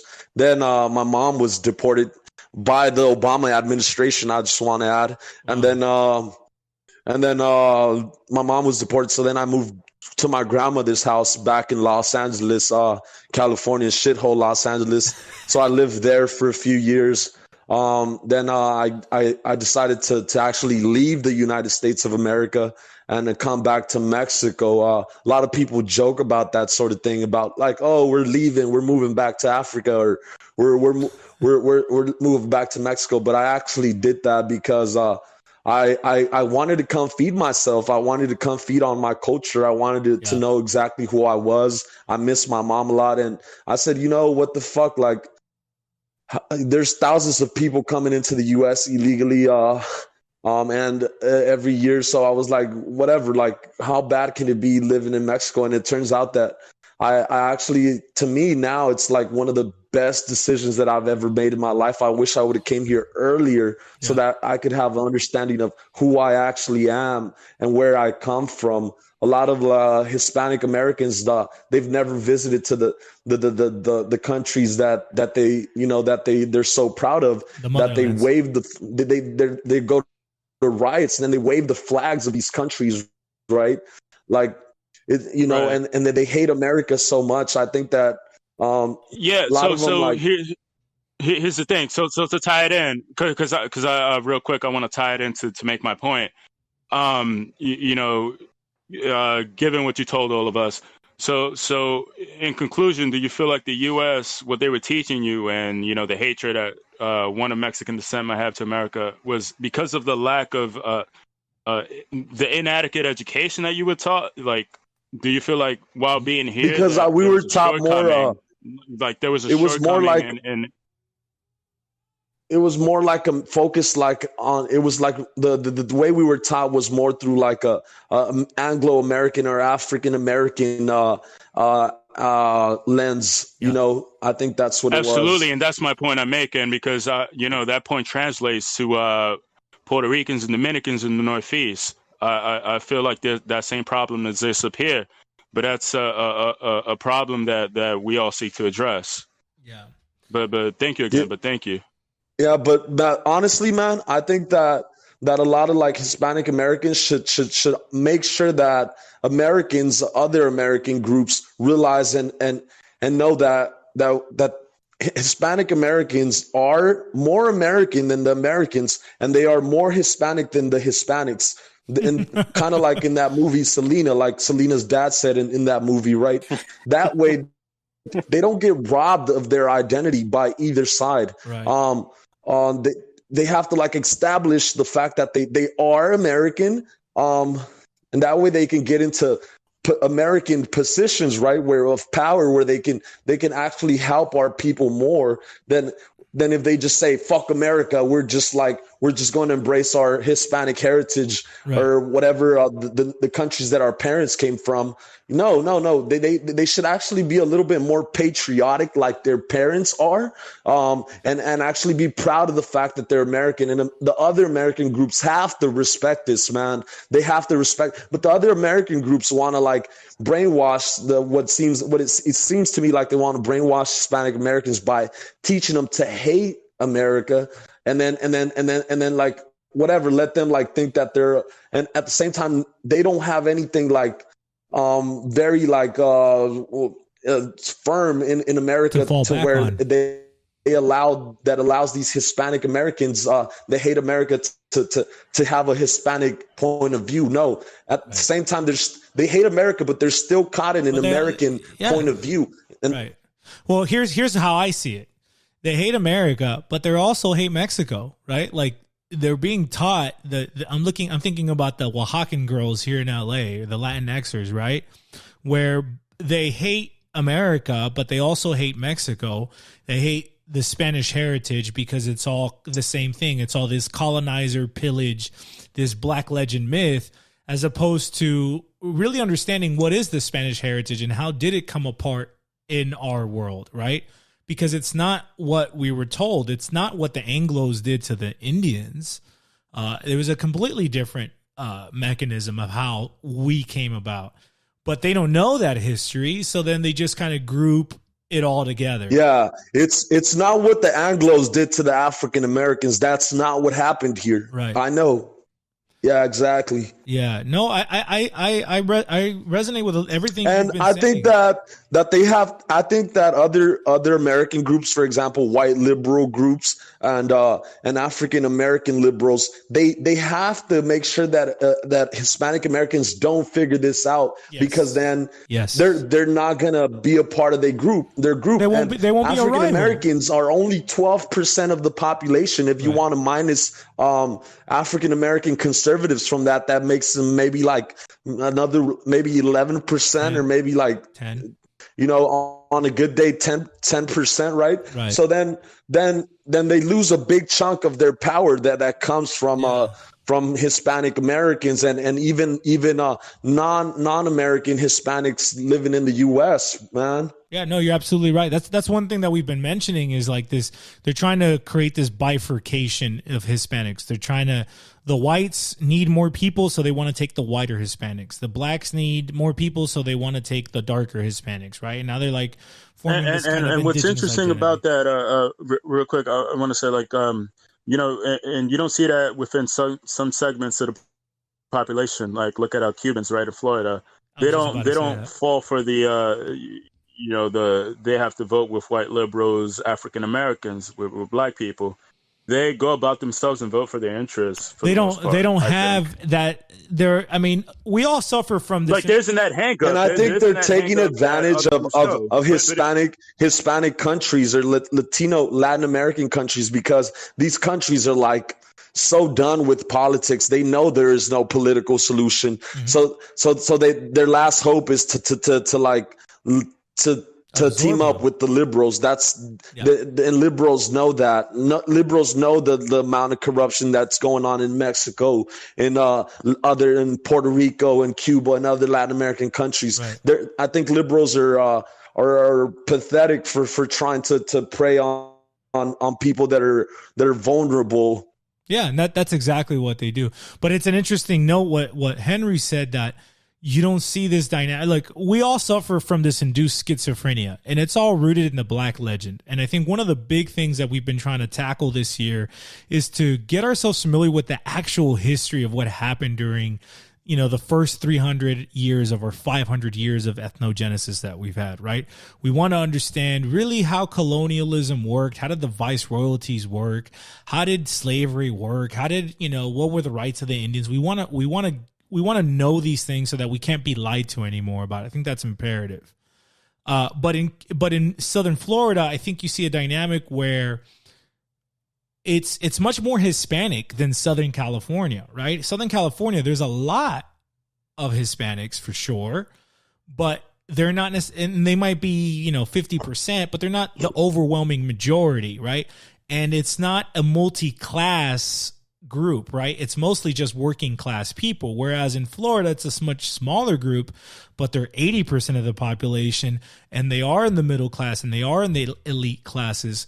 So the Hispanic population in Southern Florida is able to have much more clout and power over its own region than. All right, it's a good thing that you mentioned elite classes. Mm-hmm. So do you think that these Hispanic and the elite classes, why is it that they haven't like like establish some sort of movement or something That's a so good that question. other Hispanics can really figure out who they are? Do you think it's because these Hispanic and elite classes are joining either the Anglos or the African Americans?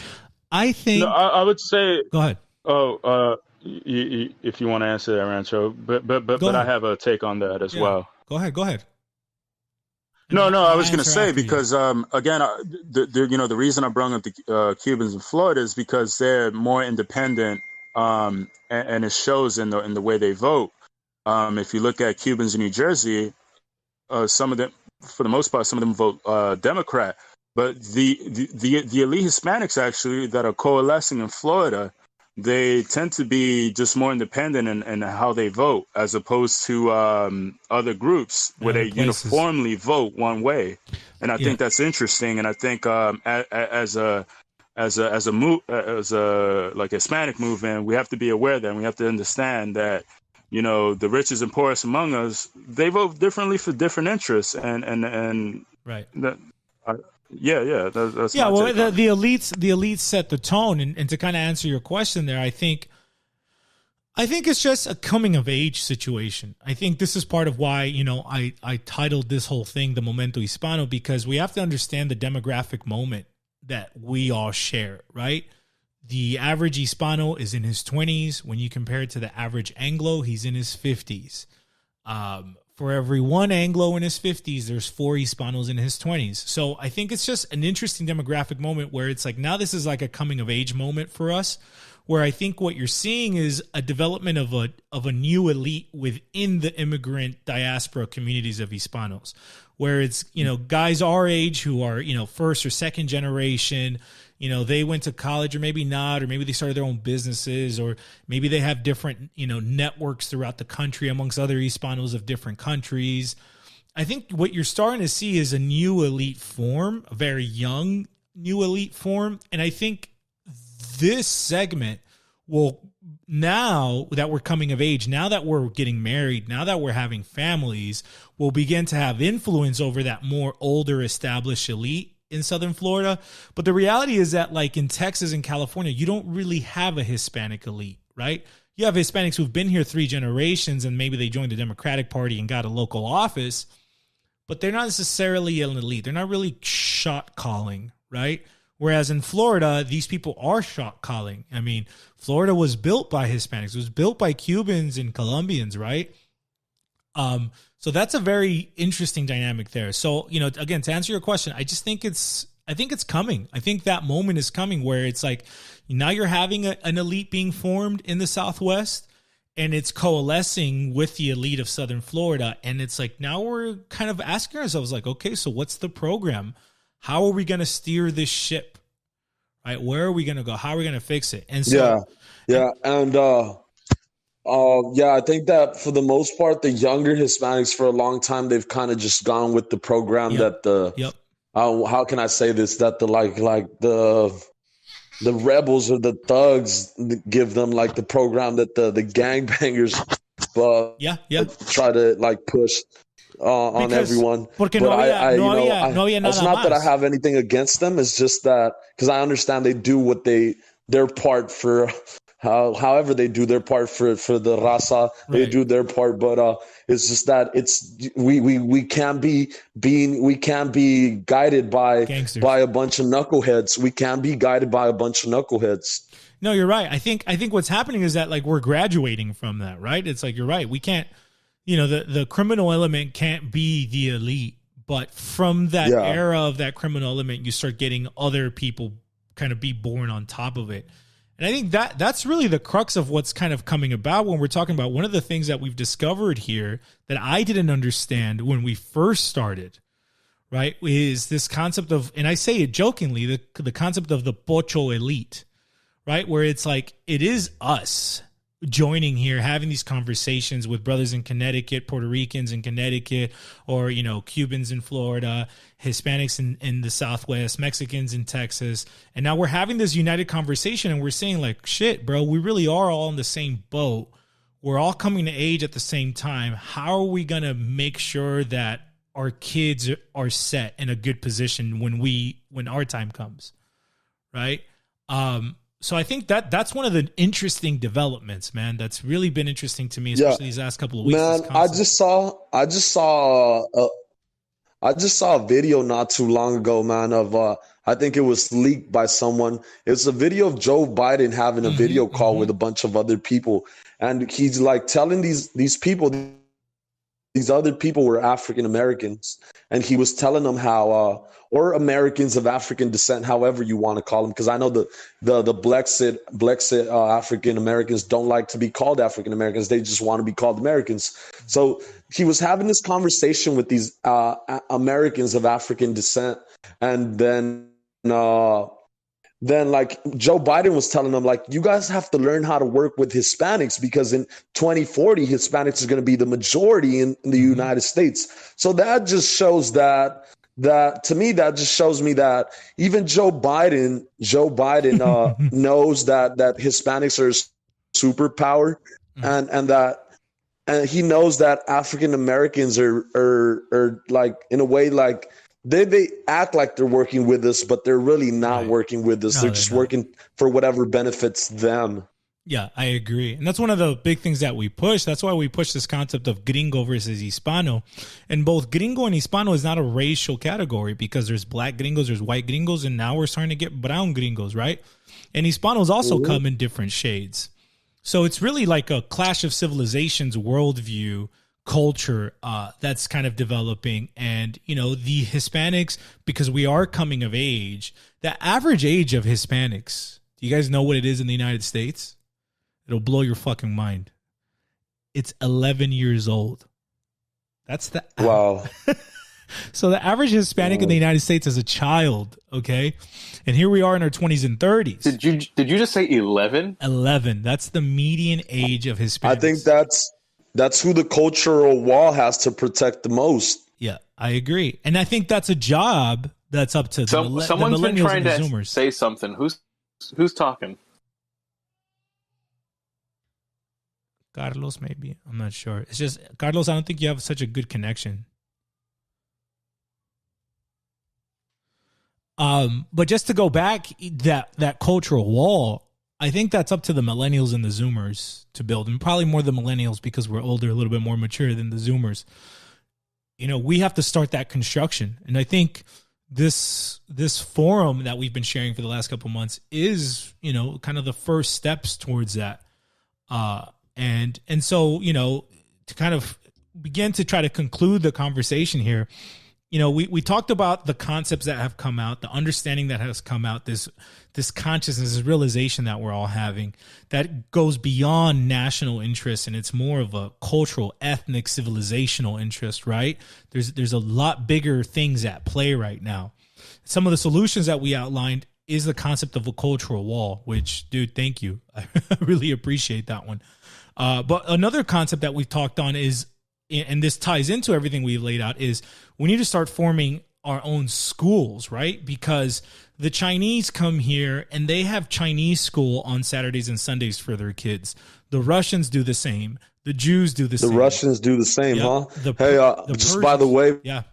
I just wanted to kind of throw this in there.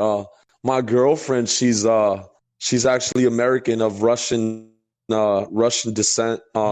And she's in love with Hispanic culture, and we as our relationship has grown over the last maybe a year and a half, we've came to realize that our cultures, even though she's American of Russian descent, and I'm Mexican, but that grew up in America. We have a lot in common, and I think that goes back to the whole thing, because the whole Rome being the father. Because they're our cousins, man. They're our cousins. Yeah, they are. They're our cousins. Yeah, culturally speaking. East Rome, bro. East Rome. but yo, I want to say, can you hear me real quick? Yeah. Yeah. You know, you mentioned, you know, we have a lack of schools, and Rancho, you mentioned that we what, average age 27, I think last yeah, that's the average age of Hispanics across the U.S. 11.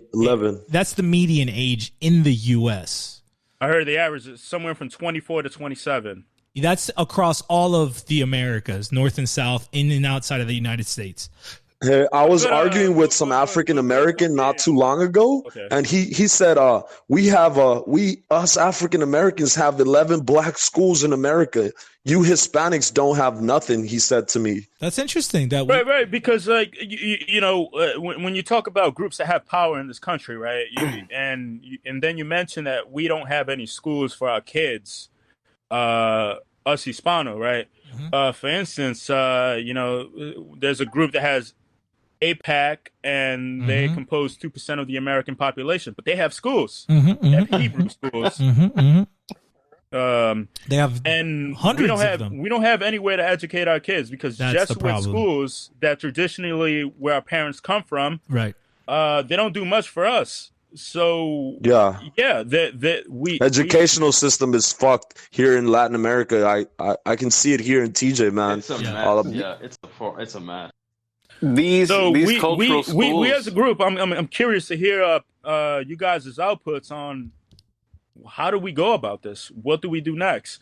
If it is true what Joe Biden says that by 2040 or 2030, whatever you have it, that we're the majority, what are we going to do when 2030 and 40 comes? Because obviously, if African Americans or Black Americans, they don't want us in their schools working with them, and they're going to teach us what we've been learning as of recently. Yeah, we gotta step up and say, you know what, we're going to take matters into our own hands. That's right. Well, not only that, but I got a couple ideas for that. I got a couple of ideas for that one.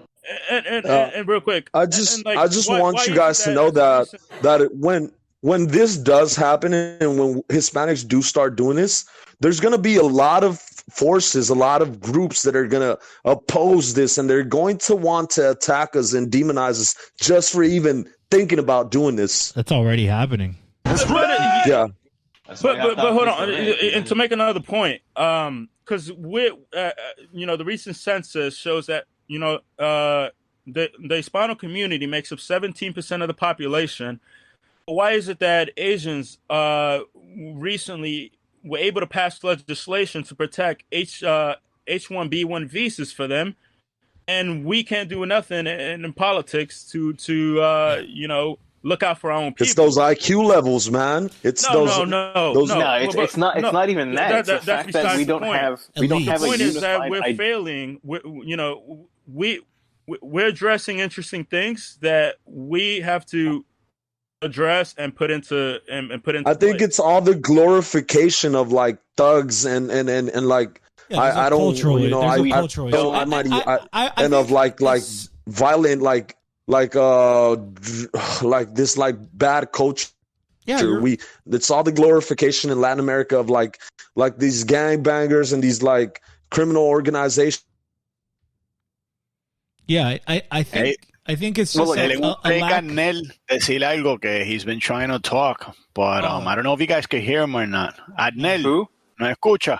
Adnel, are you there? Sí, lo escucho bien ahora. Dale, ¿qué ibas a decir? No, yo quería decir de lo que tú estabas diciendo, que por cada gringo hay 3 hispanos que tienen 20 años. Yo tengo 2 hermanos y cada uno de nosotros tenemos 20 años. Uno 22, otro 23 y otro 24. Yeah. Y por cada un... Y cada uno tenemos un hijo. Así es. Y esa es la realidad. Esa es la oportunidad demográfica para nosotros. Es que tenemos que ponernos las pilas a tener 2 o 3 hijos por lo menos. Para poder... Yo quiero 11. Sí, exactamente. Entre más mínimo mejor. 5, mínimo 5. ¿Cuál 2? But you know, those numbers, bro. Exactly. But to answer, la cosa es que ¿qué podemos hacer de la corrupción en la iglesia? Well, I think that ties into what en la iglesia católica, que a veces hay un montón de. Well, let me frame it this way. Let me frame it this way for you guys. So, one of the things we identify is there's this lack of control over our own education of our own children, right? We don't have the schools like the Chinese, like the Russians, like the Jews do, and we need to do that. And I think that's actually really connected to the church, because ideally it's our churches who would be educating our children, our own Hispanic churches. It doesn't mean other people can't come to them.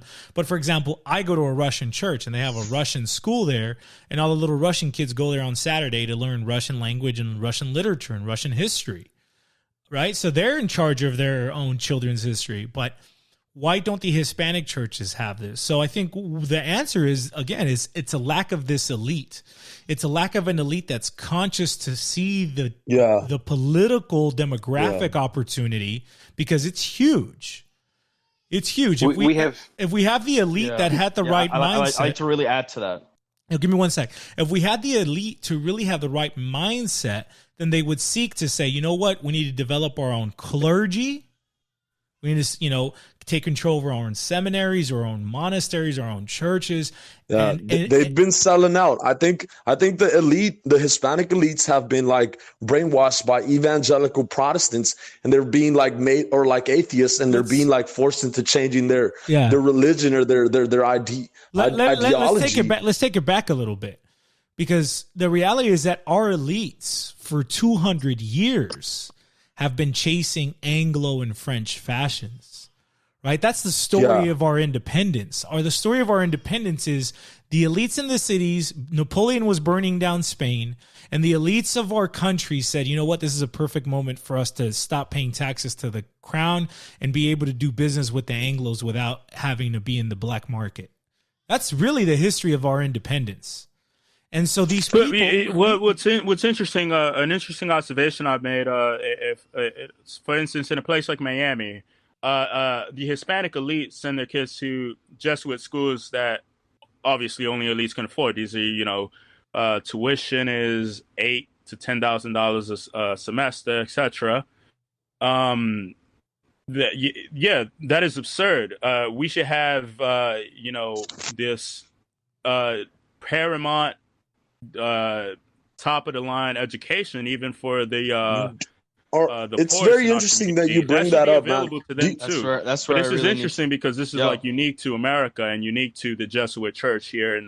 Do you think that because that might be because like in like Hispanic communities or in like Latino communities, I think that what I see a lot of is like we're like, oh, if you come from a and this goes back to the when mestizaje was happening, when we were actually mixing, where like if you come from a wealthy family, then you have more privilege than as if you come from like a family that has a middle class or lower class family, a low class family. Do you think that has anything to do with that? I think so. Well, prior to that, does that translate? I mean, because it's funny that you mentioned that, because in Dominican Republic, I think it translates a bit to that, where the elite send their kids to the top of the line schools. Sure. So maybe here in the States we have that too, but I'm just throwing that out there.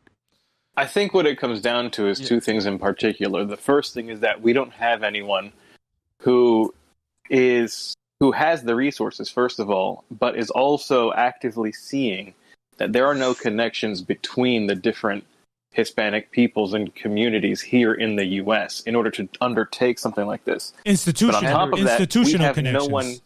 We have no one actively, even, at least not that I've heard of, aside from us, talking about fighting the gringoization that's happening in the United States, and it's only going to get worse as we become a larger portion of the population. Hey, by any chance, have you guys ever heard of that guy, American Cholo? I'm just wondering, what do you guys think about that guy, if you guys have ever heard about him? No, you have to share some links with me. But let me... Brother, I never heard of this guy. Hold on, you guys, give 1 second. Let me send the mic to Carlos here. Carlos, you wanted to say some points on this whole subject. Yes, education is very important. And the thing that is most important is that we need to have a virtual... I don't know if you guys know about PragerU. Basically, we need to have like a Hispano version of PragerU. I agree. Right? And of course, that's a first step. First step. The second step would be to build actual physical institutions. Because as we know, Hispanos, we're pretty poor but humble people, right? We're not people of big means. So the best way to get the information out is like have these little like information bite-sized videos sent out to fellow Hispanos. We can tell them, yo, this is Vasconcelos. This is what he was all about. This is what Cortés was all about. Right. All that type of stuff. Yeah, this is the this is what we should be really getting on. Yeah, I agree. This is the first thing we should really. As far as solutions go, what about a Hispanic news channel in English? It's another thing that we're working on that. Yeah. About. Yeah, this is great. I love where the conversation's going because we're, at the end of the day, we understand the big solutions, right? But it's like Domino pointed out here, we don't necessarily have the means to just say, hey, I'm going to go build a monastery and a church and a school every city that I want. But technology allows us interesting opportunities. We can build kind of these virtual educational courses. And this is what's really nice. And I'm really, really proud and grateful for everybody who's connected and reached out because of our conversations through the Pocho Hour, is that we have some really, really high quality, high caliber, you should all pat yourselves on the shoulder, men coming across. We're talking about lawyers are part of this group, investment bankers, guys who own their own, trade, carpentry and contracting, young guys who are in college at some very elite schools throughout Hispanic America and the U.S. who are just very well read. So we have such a nice network of minds and experiences that I think now, mentioning things like this whole PragerU concept or this kind of virtual educational concept, we can actually execute on this, right? Like just where we are right now, 4 months, 5 months into these conversations, we can actually go ahead and start deploying or start attacking these things. I think one of the things, Carlos, that you had shared with me that I really, really liked and we haven't talked about was like Spanish language. It's like we all have this kind of broken this broken Spanish, Pocho Spanish. Some of us speak better than others, whatever, how much practice you've been able to have. But I think it's important for us to have the resource of where we can actually improve our Spanish skills, right? Reading and writing and speaking. Yo me creí toda la vida aquí en los Estados Unidos. Yeah, and Chicano culture is not the class to do that. Chicano studies is not the class to go. No, yeah. Oh, no, because that in whole fact, thing I has even been talked to pulled. Domino about it because he said his Spanish was very lacking and he felt a little embarrassed about it. And he said, like, bro, just, give me a phone number, give me something to talk with. And every Sunday we can have like a full Spanish session. Yo hablo español así por completo, full. No tengo problemas con mi gramática ni con mi pronunciación porque yo nací aquí, yo me crié acá en Colombia, así. Claro. Hay mucha gente que, ahorita yo estoy hablando aquí y hay mucha gente que está perdiendo ahorita. O sea, yo hablo aquí and like I'm already losing people, right? People who are Hispanos who are already struggling to like understand what I say. And that's why I'm telling them like, yo, I can make time on Sundays to like talk to all the Pochos you want. I'll talk to them fully in Spanish. And I'm sorry, I needed to get that out of here. Say it again. Now I said Chicano studies vale pura verga. Except for the girls are cute, but other than that. But unas zorras sidosas. Nah, fuck them. No, but I do want to say, gentlemen, we don't acknowledge that we can't pay scholarships for all our brightest, right? I mean, we wish we can put them in the elite schools. Sure. But nonetheless, starting something that's like a media, PragerU, Gravel Institute, whatever you have it, we have the software engineers, we have the bank, we have the marketing guys, and we have all the talent, we can get this done. To get this going. And this would be something really special that I think would reach not only to the Pochos in the state, but worldwide. Even guys that speak Spanish in Africa.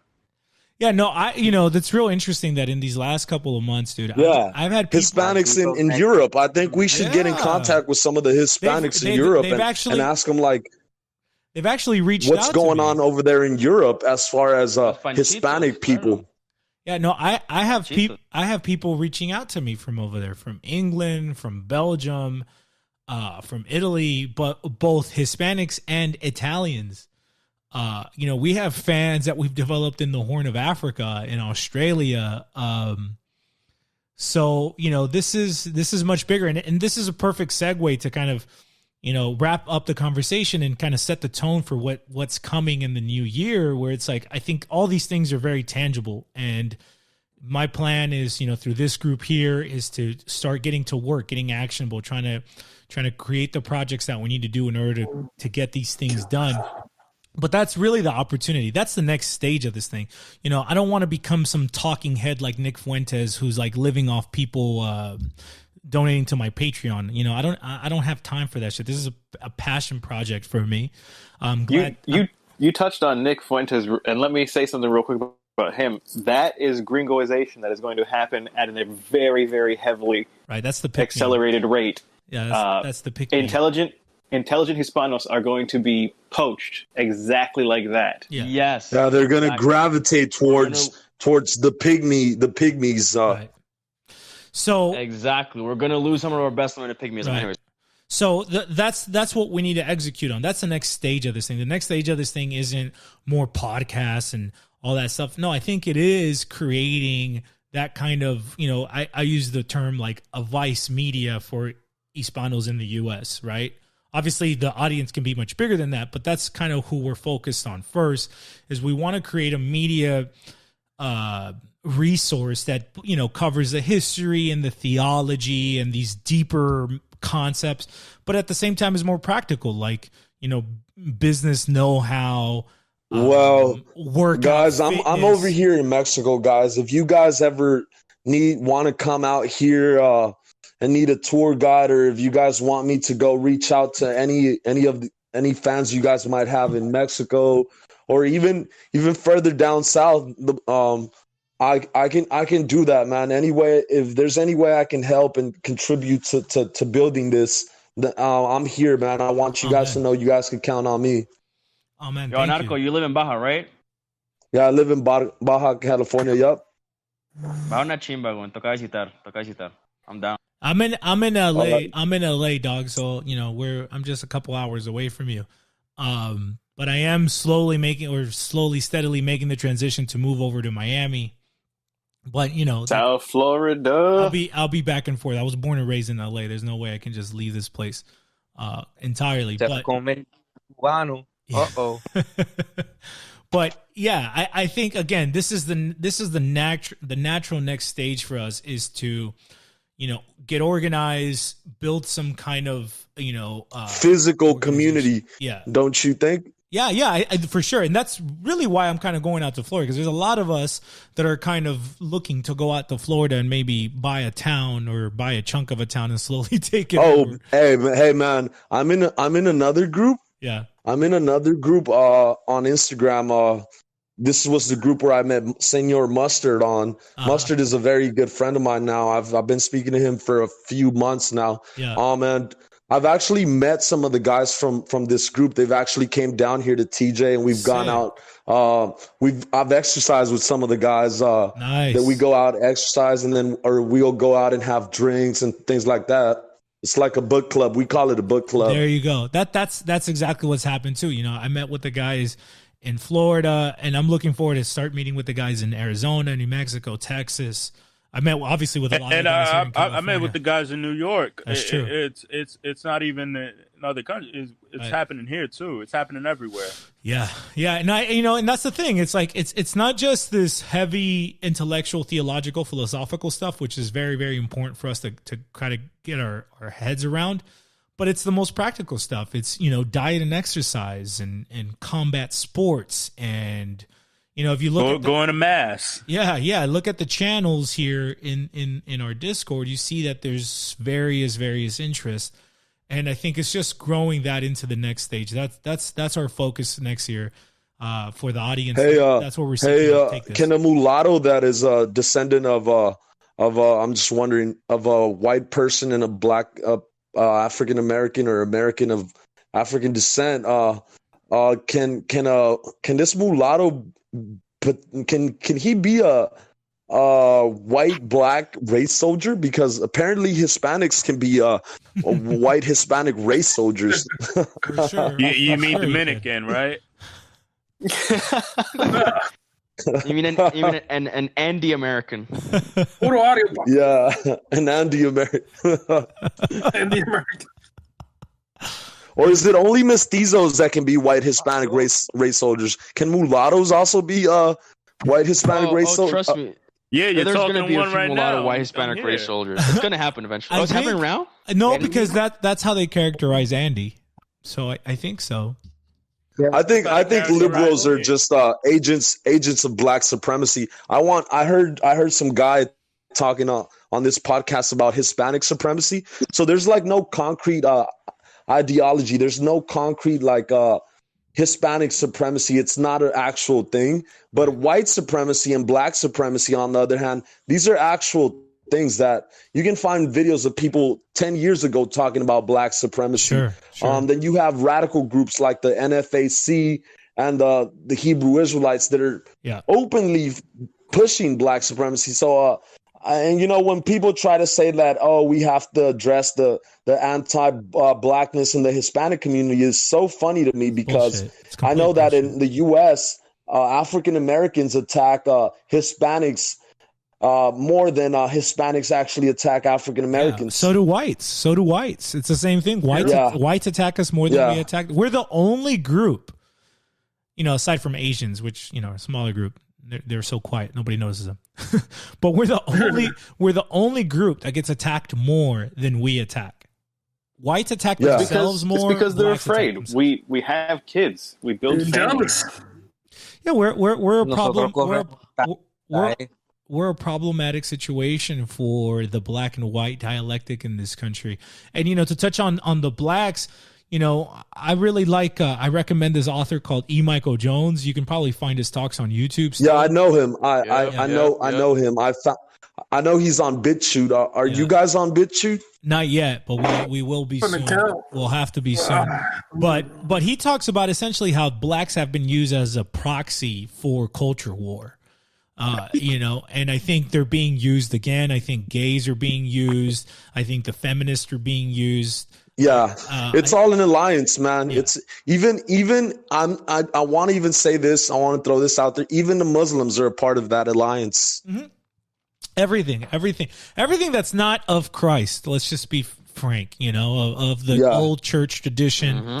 Mm-hmm. Everything that's not the three roots we outline is essentially being used against us. And I'm really grateful for the fact that we're at this moment, we're talking about it. It may look dark and gloomy as we look forward into the future, but the fact that here we are, 12 of us having this conversation, we're all Hispanic from different parts of the country, different parts of Hispanic America, different classes, different everything. And yet we're all different religions and we're all resounding around the exact same thing.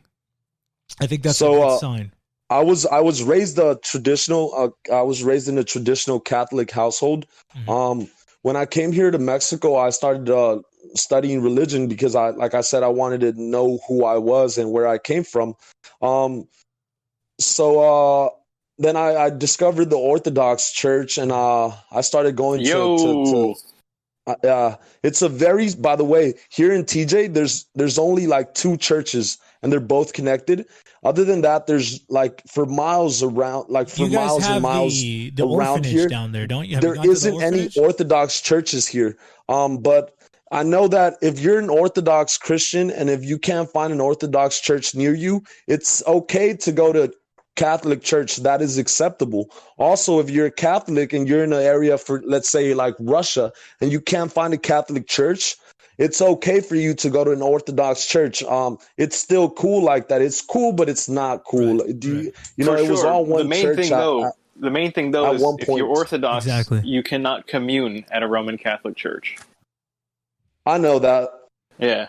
I mean, you can go, but you can't commune. I mean, you can, but you might get your There's also a small Mexican Orthodox community on Instagram that I'm a part of. It's very small, man. It's very small, but there is a history of orthodoxy here in Mexico. There's what is known as the lost Orthodox missions of Mexico, and that's something that a lot of people don't know about. You'd have to go into that. Well, maybe on a different podcast. One of the things that we've been like kind of pushing is like we want to get like our grasp around church history and really understand how that all those things developed over time.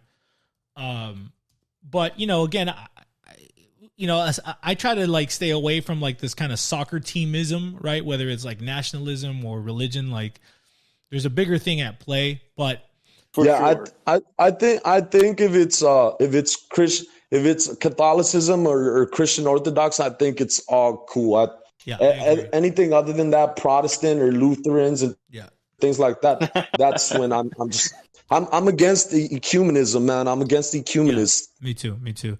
Yeah, same. I think Hispanics actually have an interesting opportunity because, first off, we did highlight this issue of like, we can't depend on the church because it's like the institution's lacking. It's unfortunately the institution of the Catholic Church is not in our hands. It's sadly in jam culture's hands. And so, but I think because there's so many of us, we actually have the leverage to potentially even reunite the church, right? Like if we come to really understand the tradition, if we come to really understand the history, we can actually be a force to try to reconnect East Rome and West Rome. And, yeah, man. Imagine you have a bunch of Hispanics from around the world and half of them are Catholic and another part of them are Orthodox. And if people start seeing that we're interacting with each other, we're coming together, even if it's online or or even if it's physically, then that's gonna cause people are gonna notice it, man. People are just gonna notice it. Yeah, it's funny because in the churches, in whether you're in the trad cath circles or in the Orthodox circles, you still see this divide between gringo and hispano. So it's interesting how, that's not necessarily erasing that divide because, gringo Catholicism is different from Hispanic Catholicism and gringo Orthodoxy is different from Hispanic Orthodoxy.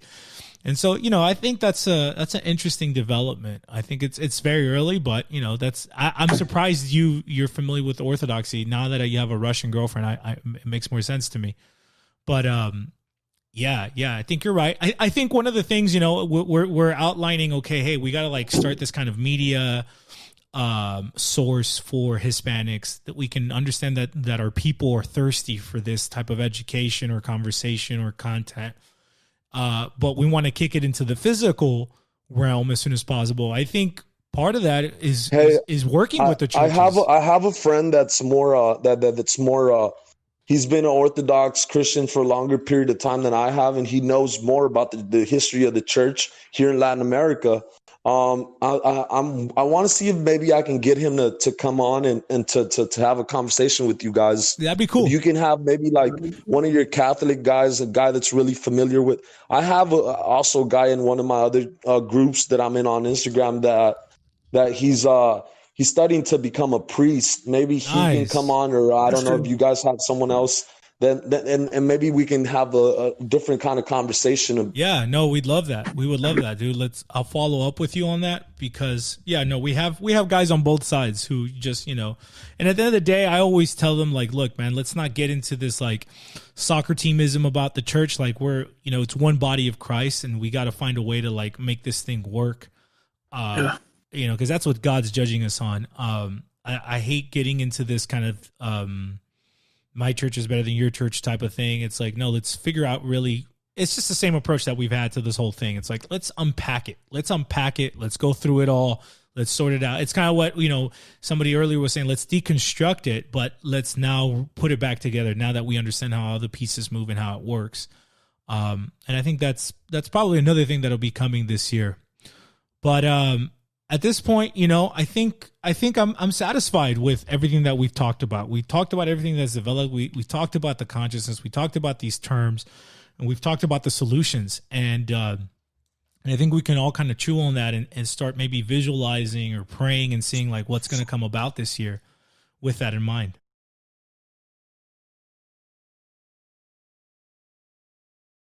At this point, why don't I just give you guys a chance? If you guys have some final words you like to bring in, just go ahead.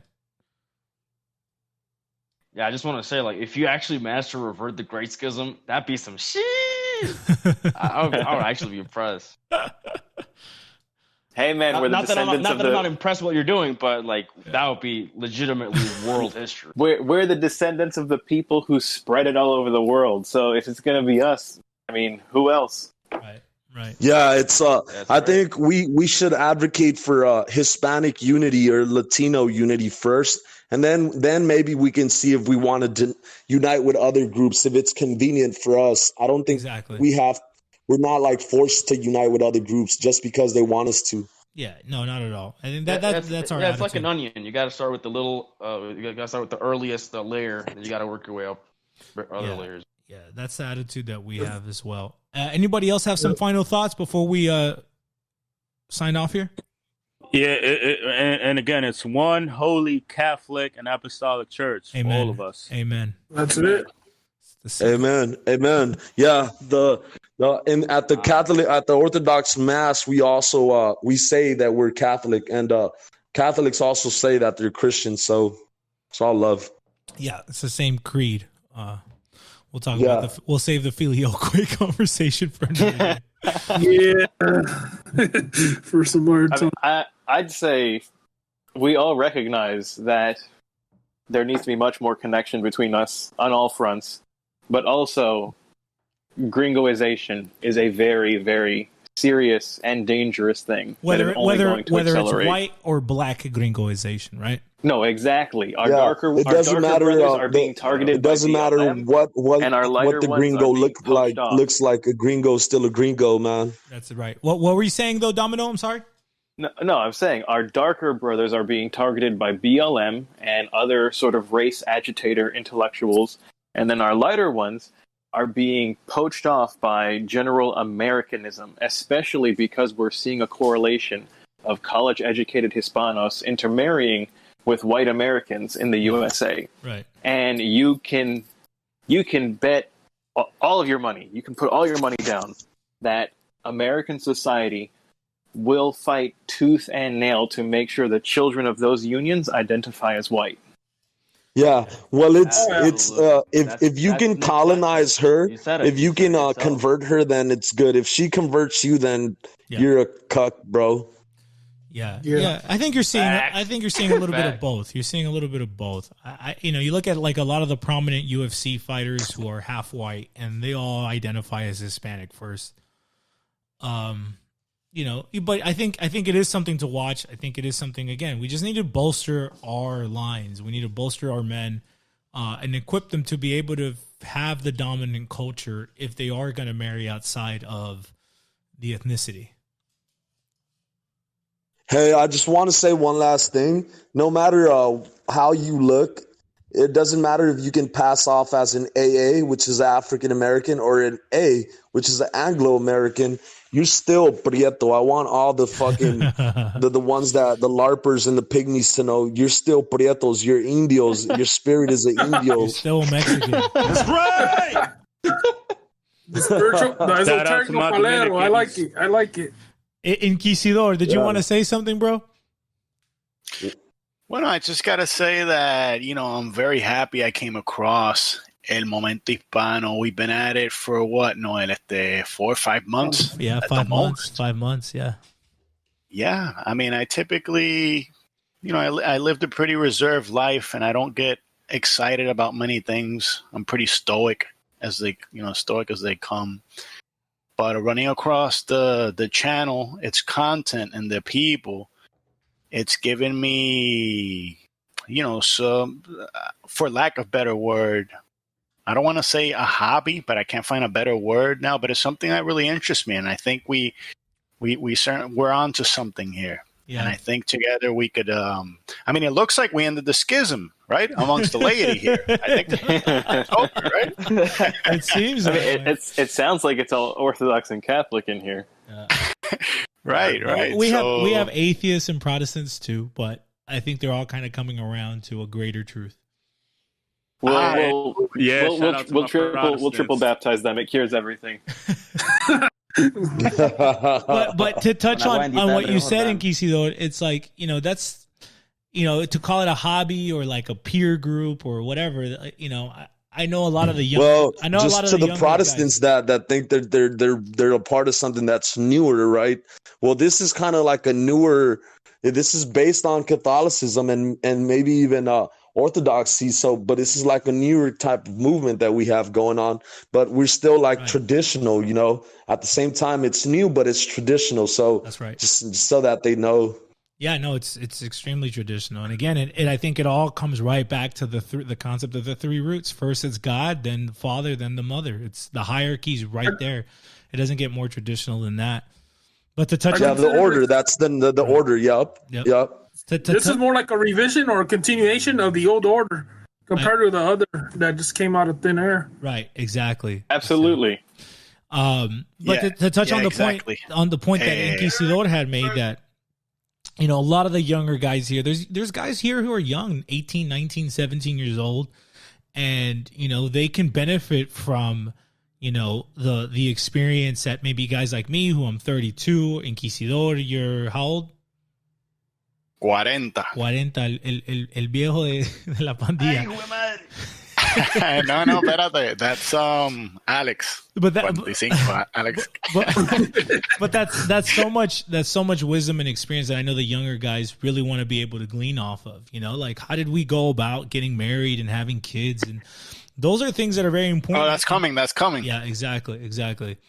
So that would be a good episode. Yeah. Getting the Pochos that actually have family and just talking about that and fatherhood and how we got there. Yeah, that's an episode that we kind of have in the pipeline.